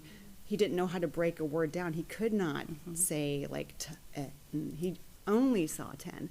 So so I guess my question, this is a long way to get to my question. Do we see reading as a building block skill like math? So if our kids are fluent readers but can't break things down and recognize the phonemes and all this, are we still taking them, I'm going to say backwards, to do that? Because does that build somewhere? So are we finding gaps in reading skills like that, the way we do, say, in math? That data comes out in those assessments as well. Oftentimes if we see a student who's a super fluent reader but they don't know anything that they read, or maybe they just stumble over a lot of the words, but we hear this a lot. Oh, they're just a slow rate reader. Well, the reason they're slow is because they're working really hard in their brains to figure out what it is that they're reading. And then they're also using all that time to process what what the content is. And so we have those conversations. Kelly is behind me somewhere. We've had these conversations with teams in buildings, several times a year, about how you look at that data. What is the thing that you want to look for? What are some of those triggers that you want to see? So we do that all the time. And, there is a time where that is going to become a problem. We find that a lot in 4th grade, when some of those science books and the texts get a little bit more tricky, and there's a multisyllabic word and they can't figure out how to break it apart. So kids should always have access to those pieces of instruction. We always talk with 4th and 5th grade. We say to 4th and 5th graders, you still can teach phonics. You should teach phonics. You should still kind of listen for those phonemic awareness pieces, because that's how you help kids build those skills. So it is definitely part of the picture, and we don't let those slide on by, because we know that that's going to matter later. Okay, that makes sense. And then this is a lot of focus on the elementary level. So let's just say our kids don't get to that fluency or hitting those targets by 3rd, 4th, 5th grade. When they move on to secondary, who's watching their reading? I'm guessing it's their ELA teachers. And are there supports still in place? Not enough, no. And that's an area that we have to continue to work on planning for. And I'll be, just completely frank, that hasn't been a place where we put our efforts. I think several years ago, when the Learning Assistance Program shifted the work to K-4 literacy, like the focus to K-4 literacy, we kind of went all in and said that's how we are going to intervene and avoid reading challenges down the road. But there are, it's a limited budget, and so we had to make some decisions. I do think there's some opportunities for us to rethink some of these and shift the resources around a little bit. There are some support classes at the middle and high school level, though, that kids have access to some of those pieces, and we can do a better job of teaching teachers how to respond when they see those too. I mean, that's just not been where we've had our focus, but we can. Yeah, thank you. Thank you so much it was great to hear from you. I'm super excited about the Peninsula Reads campaign and just getting a lot of community support and involvement and getting everybody reading. Just out of my own curiosity, have our district always taught phonics, or did we go away from it years ago and come back to it? We have always taught it. It has not had as much focus and years, and that was one of the things that we found in our Reading Wonders curriculum. It is very verbose. I don't know if that's the right word, but it's wide, and there's a lot that teachers can choose from, and teachers have to have really good understanding of what it is that their kids need in order to make the right decisions about the instruction. And it was just too much for them to pull from. Totally understandable. That's why we've been working on that science reading training and really focusing on what are those components that kids need access to at each point along the way. So yes, we have, and we've been adding in a focus that really has improved that. Awesome. And then my last question is, I just remember when I was in elementary school, which was a couple of minutes ago, this is more a question of like advanced readers and different, obviously there's a huge range in reading ability in the younger grades. And back then you could actually be reading with like the fourth graders if you were in or whatever. And is that still something that we do to kids all, or do we find that it's more beneficial to have them all together so that some learn from others, or what does it look like for a more advanced reader? Well, we want all kids have access. The goal is that every child has access to 90 minutes of instruction at their instructional level, or 90 minutes of reading instruction at their instructional level. That can be very challenging when you have a wide, especially coming out of a pandemic, right? That there are lots of gaps, and so teachers are using a lot of these strategies that we're learning through Katie Novak and the differentiation to say, this group's working on this, and this group I'm gonna do another dose of some instruction with them because they need another phonics lesson. But while that's happening, maybe there's a group of kids doing a novel study, or so they extend their learning. Teachers do that all the time, and they do that really well. There are buildings that they have a walk-to intervention system where every human that's available at that time has a group of students, and some are reading 5 grade levels beyond, and some are working on just basic letter sounds. So they do a lot of that in their intervention systems, as well as differentiating in their classrooms. Great, thank you so much. Appreciate it again. So, James? Did you want to say anything?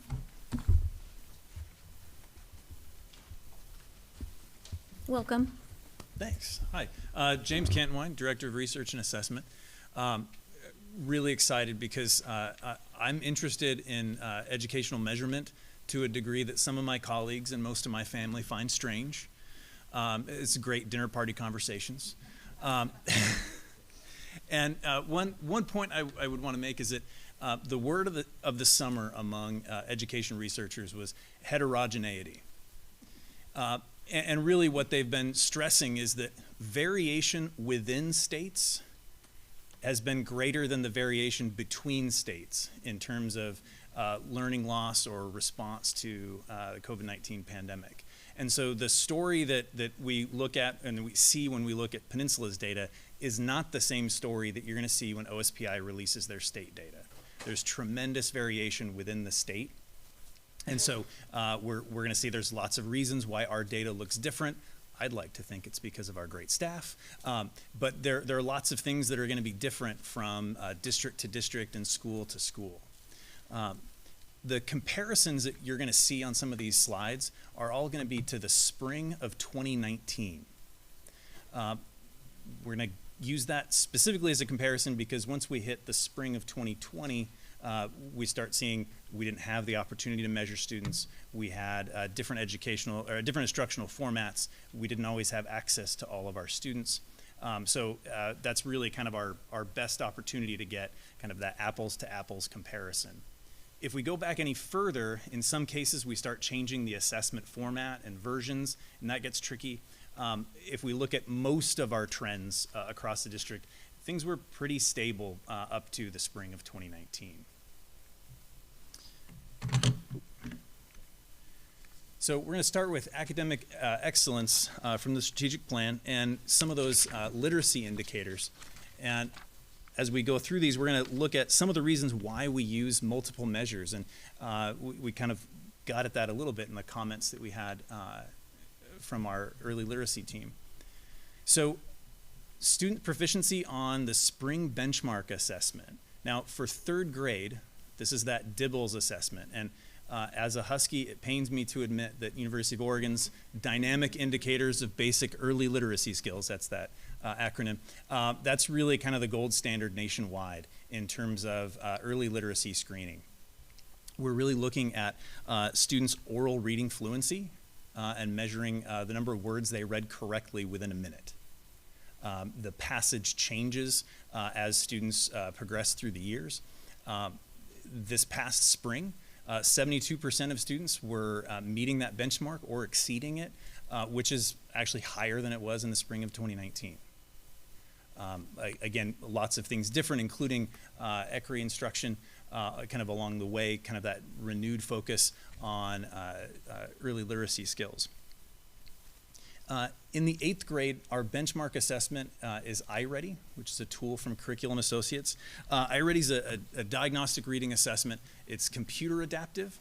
So in this case, we're really using a different measure. Instead of oral reading, students are reading items on a computer, answering multiple choice questions. That assessment will scale, so it'll get easier as they get questions wrong. It'll get harder as they get questions correct. Most students will see questions far beyond their grade level in one direction or another. They're assessed there primarily in vocabulary and comprehension, although there are some phonics items on there as well. Below that, you'll see proficiency on state tests, so the Smarter Balanced assessments. You'll notice those are different than what we see from the benchmark. We should expect that to some degree for a couple of reasons. One is that the tests, while they're related, they're not exactly the same. So Dibbles is measuring students' oral reading fluency. The state Smarter Balanced assessment is measuring the student's ability to silently read a passage, their ability to write some extended responses, their ability to look at and do some research, as well as their speaking and listening skills, primarily on the listening end there. So they're measuring different aspects of literacy. They're also measuring slightly different sets of students. So on the proficiency on the spring benchmark, that's 72% of students who were assessed were at or above proficiency. On the state's end, they're going to report based on the students that they've deemed us to be accountable for, counting every student who didn't test for any reason as a student who didn't meet standard. This past year, while our rate of official parent refusal to participate in state testing hadn't changed, our absenteeism during that time went up dramatically from normal years. So we're not seeing the same set of students fully being assessed in that, but they are being counted as students who didn't meet standard. We don't miss a lot of students with those benchmarks, so they're representing a more accurate set of who are all of our students.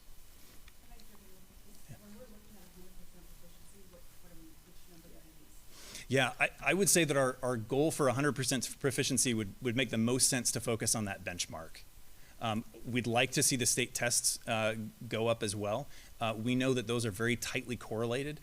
We're participating in another linking study this year with the folks at Iready, but we've typically found a really high correlation coefficient between their benchmark assessment and Smarter Balanced. Even though they are measuring different things, we find that on a student-to-student level, there's a pretty tight match between performance there.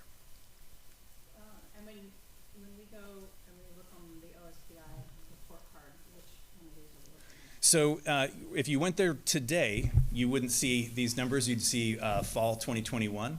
If you go there at some unidentified time tomorrow morning, they haven't been more specific than that. They just said morning, which makes me think like 2 o'clock in the afternoon. But that's when you'll see the proficiency on state test numbers as far as. So they don't, OSPI doesn't track. It's so I guess benchmark. Right. Right. Oh, I was just going to say that OSPI, as of today, shows that in 2018, 2019, 70% of fourth graders met state standards in our school district, 70%. And 21, 22, it dropped to 62%. So that's on the OSPI website right Is it on today. there right now? Today. Okay. Okay, so I appreciate, and I didn't know we were going to get off track. I was going to wait, talk to you at the end of your thing. But 70% in 18, fourth grade, 71% third grade. And now they aren't measuring third grade, probably because of the pandemic.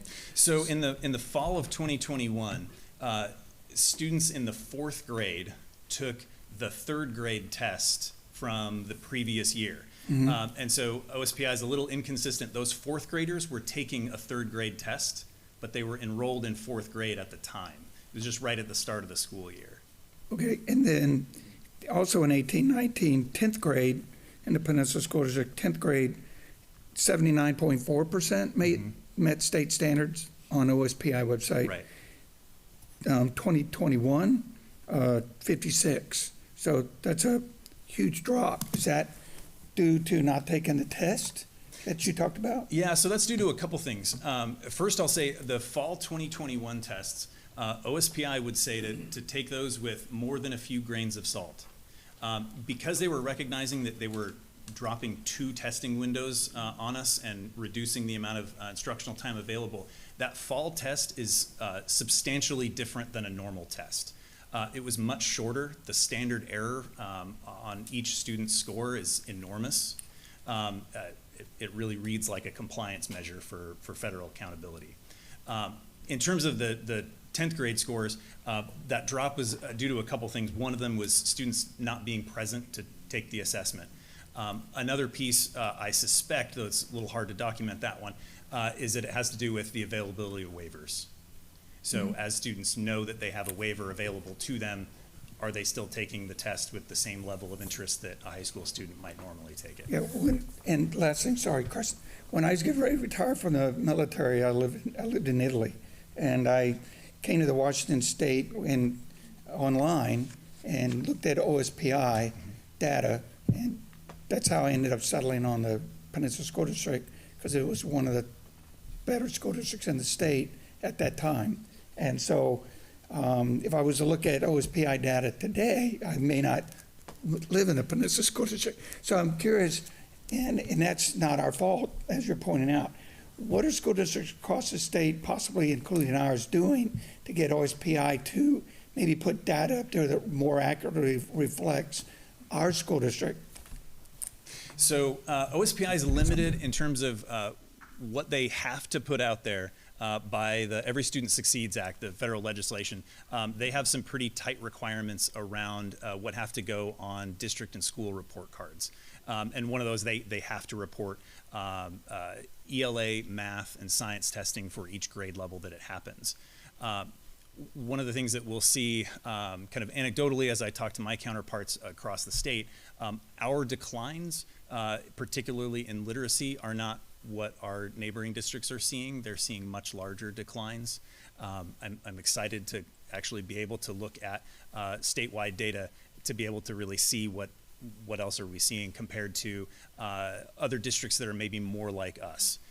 Again, because different districts across the state, we might expect to see very different outcomes in terms of, how long did that community have to be in remote learning? What was internet access like in that community? So there are lots of differences, those heterogeneities that the researchers talk about, that really kind of feed into why are things so different from district to district. I want to bring up another reason why we want to focus on. Yeah. May I just want to point out, so the intent of this evening was just to do our first blush of our metrics for the strategic plan. What I'm hearing from the board is, would you be willing to come back and do a more in-depth comparison with multiple years and then have a more extended conversation around, because I think it would be valuable. And the other piece is, it gets really confusing. Like, I'm thinking if people are online, when you're recommending for us to look at spring benchmark, and yet when you go on OSPI, you are going to see the proficiency on state tests and not understand how many students opted out, how many students were absent on that day, and all of those pieces. and compared to, because you don't have anything on here, as compared to the rest of the state, right? Because we always compare state average. And we have to understand that when we're looking at what we're talking about is children, right? We're actually talking about kids. We're not talking about, even though we're talking about percentages, we're actually talking about children and what to do when children don't meet the standard, because that's our job, right?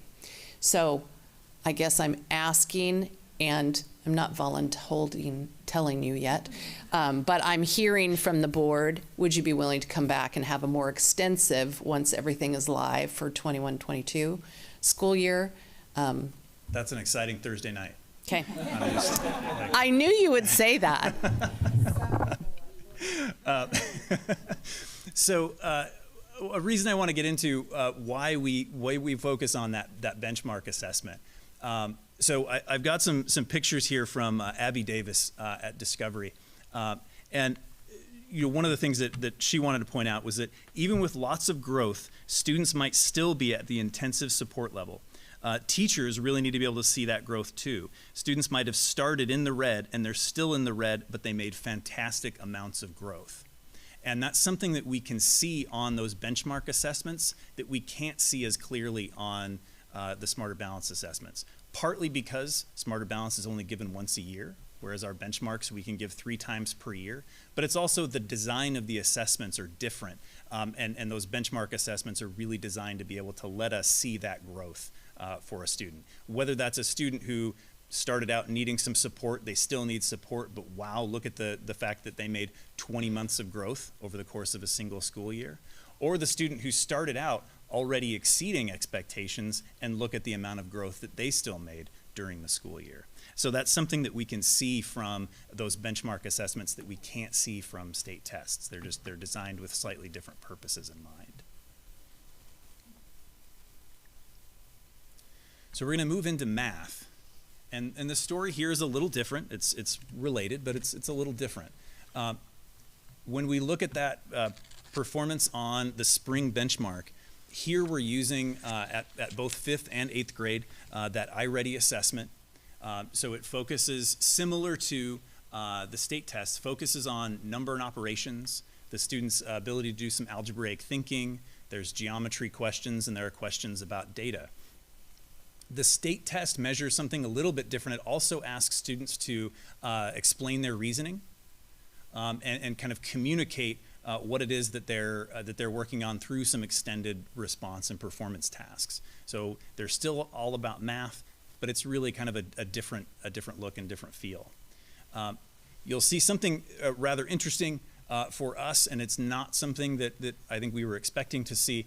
On the 5th grade spring benchmark, we actually had a larger drop than we did on the 5th grade state test.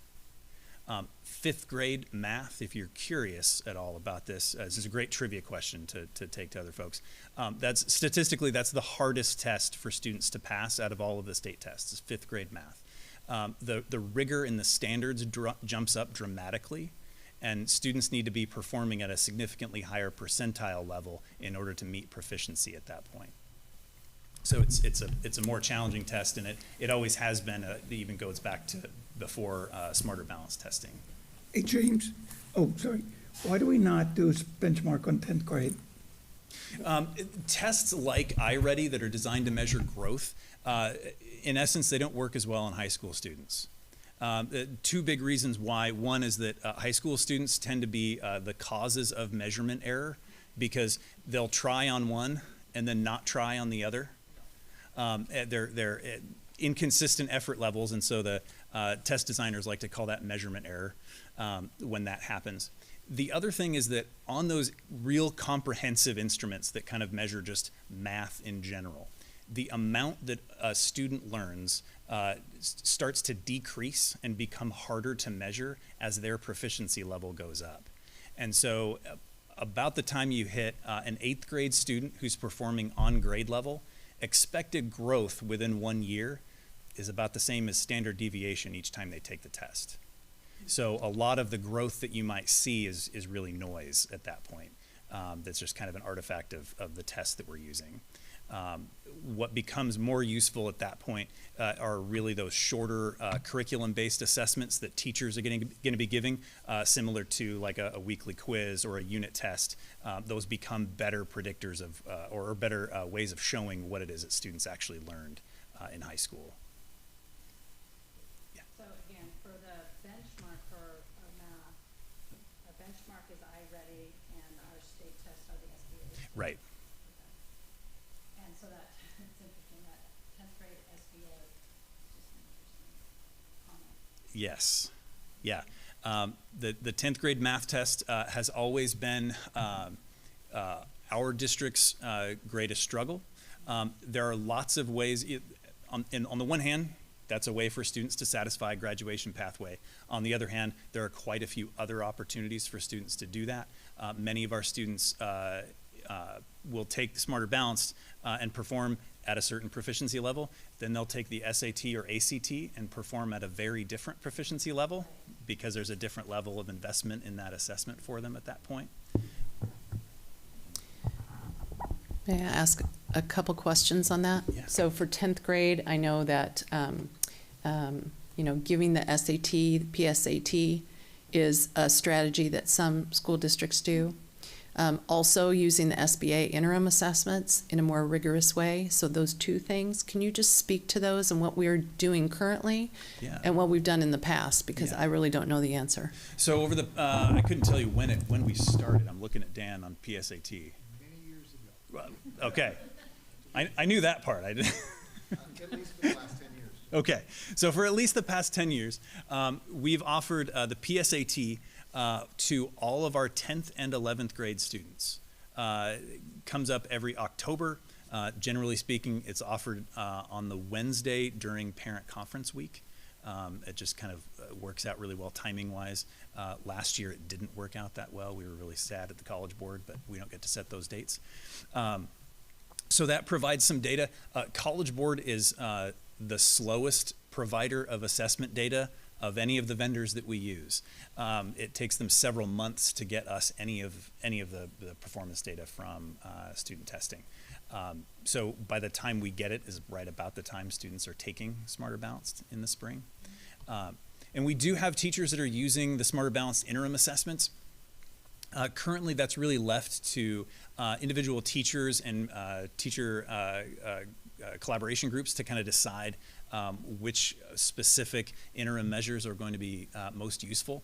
That's the balanced part of Smarter Balanced, is that the state bought into a consortium that didn't just provide us with these summative accountability tests, but there are also these interim measures that teachers can use along the way to help students become familiar with the assessment format and to kind of look at learning in a more targeted way. I'd be curious to say, I would just intuitively guess that those kids are going to perform better. If they just happen to have the teacher that's using the interim assessment. Yeah. James, does that cost PSAT, is that covered by us, or is it? That's a cost that we cover for the PSAT for both 10th and 11th grade. Yep. A couple things that I want to, or a big thing that I want to highlight. Kopachuk is this fascinating outlier to our friends at Iready. They always love asking what's going on at Kopachuk. They put out some charts that they share with us where they plot all of their schools on a graph comparing the proficiency rate at that school and the amount of growth that students have made by either the mid-year checkpoint or by the end of the year. Consistently, Kopachuk stands out as one of the highest proficiency, highest growth middle schools that they see. And yeah, this is from the testing agency. So they're always like, what are they doing? Because usually when you look at those high proficiency, high growth schools, they're usually elementaries. And at middle school, it's often more difficult when you have a high proficiency school to also show high growth. Again, you start getting into that measurement error because the amount of expected growth goes down a bit. And one of the things that Kopachuk has done differently that the vendor's always been really excited to hear about, they have student growth conversations, so where students are looking at their own data to get some ownership of, you know, what is their performance been like. And then they're setting goals, both based on, you know, what are the behaviors that they're going to exhibit. They're going to, you know, be trying to do this more in class. They're going to try this strategy. They're going to make sure that they're asking questions when they're confused, or they're going to be doing their homework. And then coming back and checking in on, well, how are we doing at progressing towards that goal? That's a practice that's spreading to our other middle schools. I know the team at Goodman was talking about that at one of their August days when I was over there with them. And so it's exciting to see some of those practices spreading from a school that's really this amazing positive outlier in math instruction.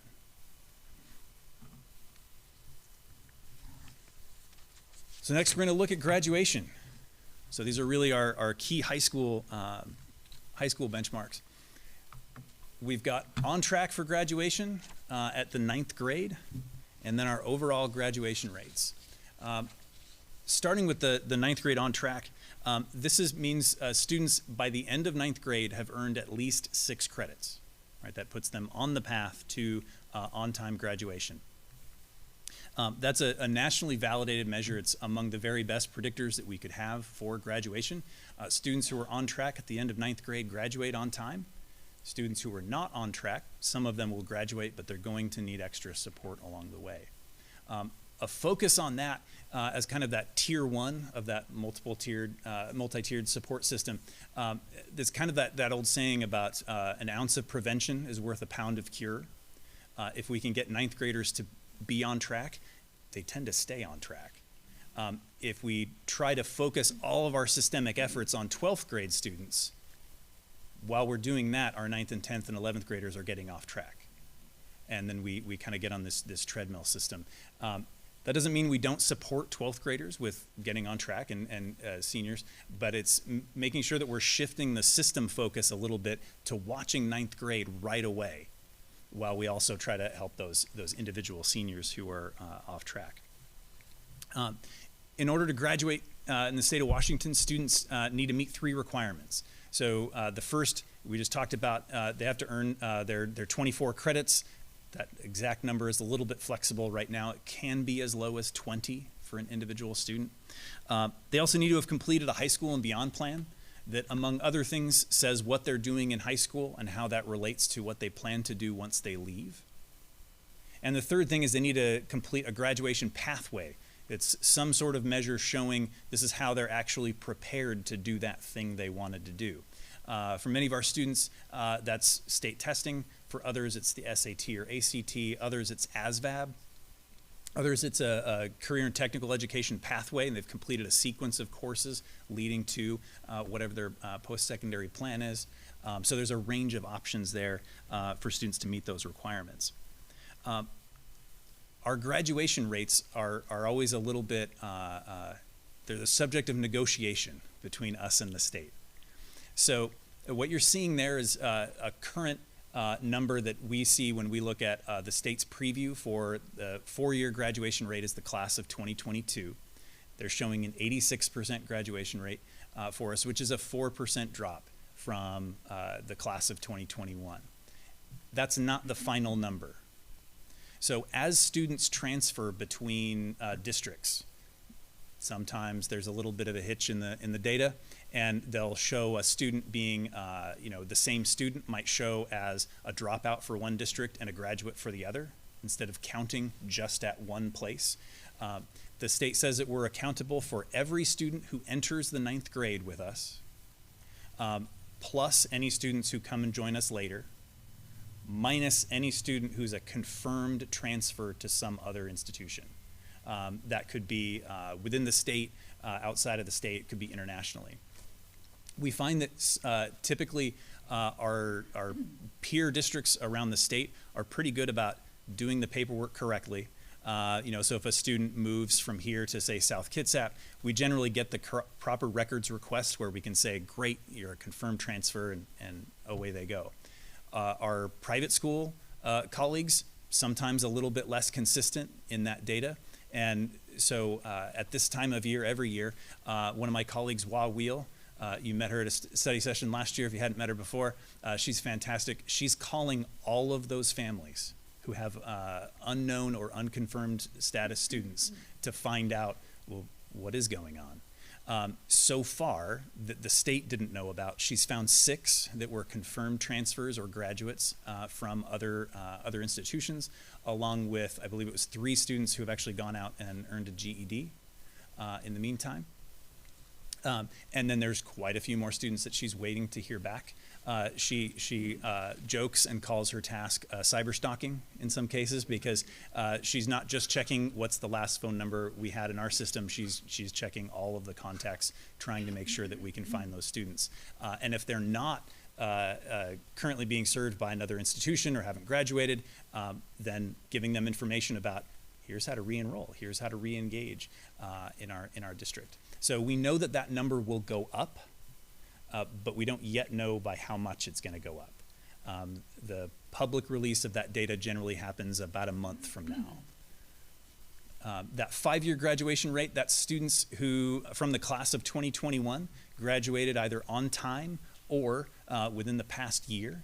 And that 5-year graduation rate is up higher than our previous 5-year graduation rate, the students in the class of 2020 who had that extra year going into 2021. Quick question about ninth grade. So at the end of ninth grade, if a student does not have 6 credits, that would be known right away, not waiting for a test score or something. So what do we do right away for those students, or does their 10th grade year look different than someone who does have 6 credits, or? Yeah, so their 10th grade year can look different, and it really becomes individual work with the counselor and that student and the family to figure out what's the best fit. For some students, it's summer school. That's a great fit, especially if the student is only a half credit short. Other students might be taking additional classes through Global Virtual Academy. There are lots of options that kind of come up. And for some of those students, it's let's first make sure that you don't get farther off track before we start layering in larger expectations. James, I would just like to add on, had an opportunity to be at Gig Harbor High School this morning, and Principal Suter also mentioned that we are doing the first 5 days of enrollment. That's a little bit different for the high schools, so we're doing warm body counts with our CFO and our administrators, and we are catching students that are not attending earlier, and they are making phone calls. I did want to mention that James is also the assistant principal now at Gig Harbor High School, as well as being our assessment. So you'll be able to share boots on the ground stories now, which is exciting. I'd also like to suggest that we have a follow-up conversation. It could be the same night, James. You could do data, and then we could have a high school focus around graduation. And the benchmarks and the stories behind that. I would like to have the counselors, the principals, the assistant principals, and any other important people to come and have a conversation with you around what they've learned and the interventions, not having James have to give all the answers for everything that happens, but hearing from the people that are actually employing the interventions. The other thing I would like to comment on is On Track for Graduation. That was many years ago. That was as I was training to be an assistant principal in Tacoma. That was the focus. We looked at On Track for Graduation, and we also looked at opportunities to get high school credits in middle school. I'm a fan of that, for having students have as many access points as possible, because the research is very clear. At the end of ninth grade, if students feel hopeful and they have their credits, they go on and they graduate. So we will continue that conversation also with the middle school principals, and I think Aaron's back there, CTE options, as well as accelerating students in our acceleration policy. So. And on that note about research, there's a fantastic piece of work out there that's Why We Drop Out. It's a number of researchers from, I believe it was University of Washington, doing a set of case studies on students within the state of Washington who had dropped out to kind of try to figure out what went wrong what did schools try, what worked, or really in their cases, it's all things that ultimately didn't seem to work. And that's part of where this focus on ninth grade on track comes. It also leads wonderfully into the next part of the strategic plan that we're going to look at the metrics on, and the learning environment. That for nearly all of these students, it became that apparent that by high school, if not before, they felt like school was not a place where they belonged. They felt like school was not a place for them to continue attending, and that attendance tended to lead to them being behind, not the other way around. When we look at attendance, there's a few different metrics that we can look at. There's a dozen or so different ways that we can measure attendance, and they all have some reason to look at them. I want to highlight two of the most important ones, and the second one's the most important. The first one is people always want to know, what's our average attendance rate? And it's pretty simple. We just perform an average for every kid. We can see that last year our average attendance rate was 91%. That's a decline from where we were pre-pandemic. Keep in mind, if students were symptomatic, they had to stay home even in cases where they might not have otherwise. So we saw that decline. The more important metric there probably is the percentage of students with regular attendance. Regular attendance means they missed no more than 10% of their class periods across the entire year. And it doesn't matter why. The research shows that chronic absenteeism, unexcused or excused, doesn't really matter the reason. Being absent is bad for outcomes. You need to be present. You must be present to win, right? Our percentage of students with regular attendance over the last year dropped dramatically. Some of that, again, is due to health protocols. Some of it wasn't. We see, interestingly, in Peninsula, that rate is the same at each school level. That's unusual. You tend to see more absenteeism at the high school, where students have a few more opportunities to escape on their own than they might at elementary and middle. And so it really suggests some things systemically that we might look at doing. The other part of attendance that's important to look at is the number of times that student behaviors caused an exclusion. So these could be suspension events, they could be expulsions, they could be students who were just kind of moved outside the classroom but maybe kept in school. So it's an important metric. These are not the number of days or the number of kids, these are the number of incidents. It was one of the metrics that was indicated in the strategic plan. We talked about that last May. And we do see a slight increase in that over the last school year in comparison to the last year that we had a full set of data for the 2018-2019 school year. And that's all, that's K-12? Yes, that's a K-12 count. Yeah. So something that's I think especially interesting, and I'll highlight Peninsula High School here. Our high schools have higher percentages of students with regular attendance, a little bit higher, than our elementary and middle schools, which again is unusual and I think really speaks to the great work that's being done at the high schools to try to promote that regular attendance. So I talked with Kim Marinelli, the Dean of Students at PHS. She talked about how their team found that the various state-required notifications and scary Becca Bill letters about unexcused absences, while those are important to send, they weren't really changing behavior. So they've moved to an approach to be much friendlier, to be much more personal to the families, and kind of say, you weren't here today, we really want you here. What can we do? How can we partner together? And those form letters that we're required to send out often remind parents of negative experiences they might have had with school. So before any of those go out, they're proactively reaching out to the family to say, hey, you're going to get this form letter because we have to send it. But here's the deal. We really want to figure out how to partner together to make sure that your student's at school and learning. And they've found that's made a huge difference. Both of our high schools have participated in a regional cooperative where they're really doing a book study on hope rising and how can they find ways to foster a sense of hope so that students don't feel like there's no light at the end of the tunnel. They feel like I can start coming to school, I can stick with it, I can graduate. There's somewhere to go at the end of that. we talk a lot about the multi-tiered system of supports around literacy and around behavior. It's here and present in attendance as well. That's not just a state requirement, it's not just a good idea, it's what we're doing already. And then in terms of learning environment, the other big metric that we highlighted last year that we want to make sure that we focus on is really that sense of belonging rate. So we were using panorama surveys, and if you'll remember, on those surveys, students are asked questions like, how much do you feel you matter to others at this school? How much do others know you as a person? For each of those questions, they're given 5 answer choices. This frustrates people sometimes because a lot of students, especially at high school, want to pick that middle choice. They want to say that they feel like they somewhat matter to others instead of saying they feel like they matter quite a lot, they matter a tremendous amount, or something else. What the researchers behind this have found, in particular, it's Hunter Gelbach, he's currently the vice dean at Johns Hopkins.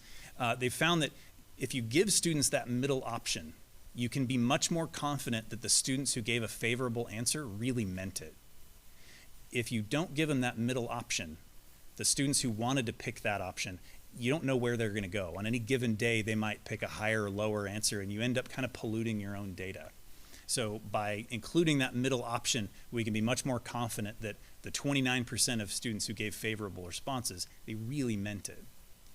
In some cases, on some of those survey questions, sometimes, or the somewhat answer, might be acceptable.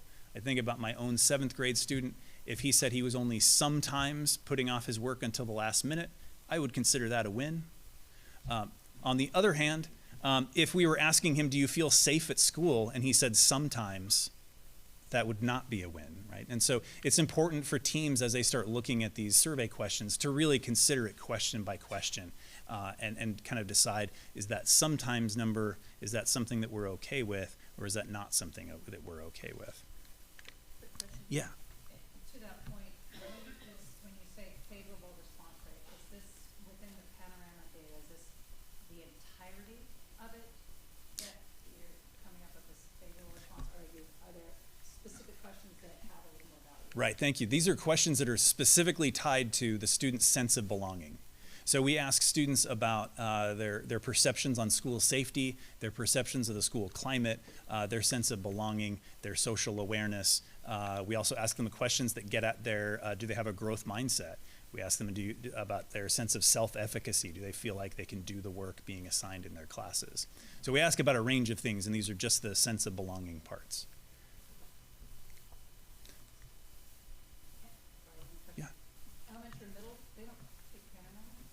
They do. So in elementary, students take it in grades 3 through 5.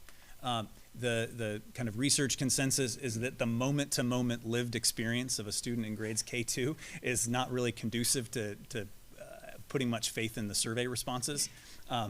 So we do social emotional learning work. We do have work that occurs there to kind of try to build that sense of community, as John mentioned earlier, morning meetings, things like that. But it's not something that we survey them about directly. The questions aren't identical between the levels, but they are pretty close.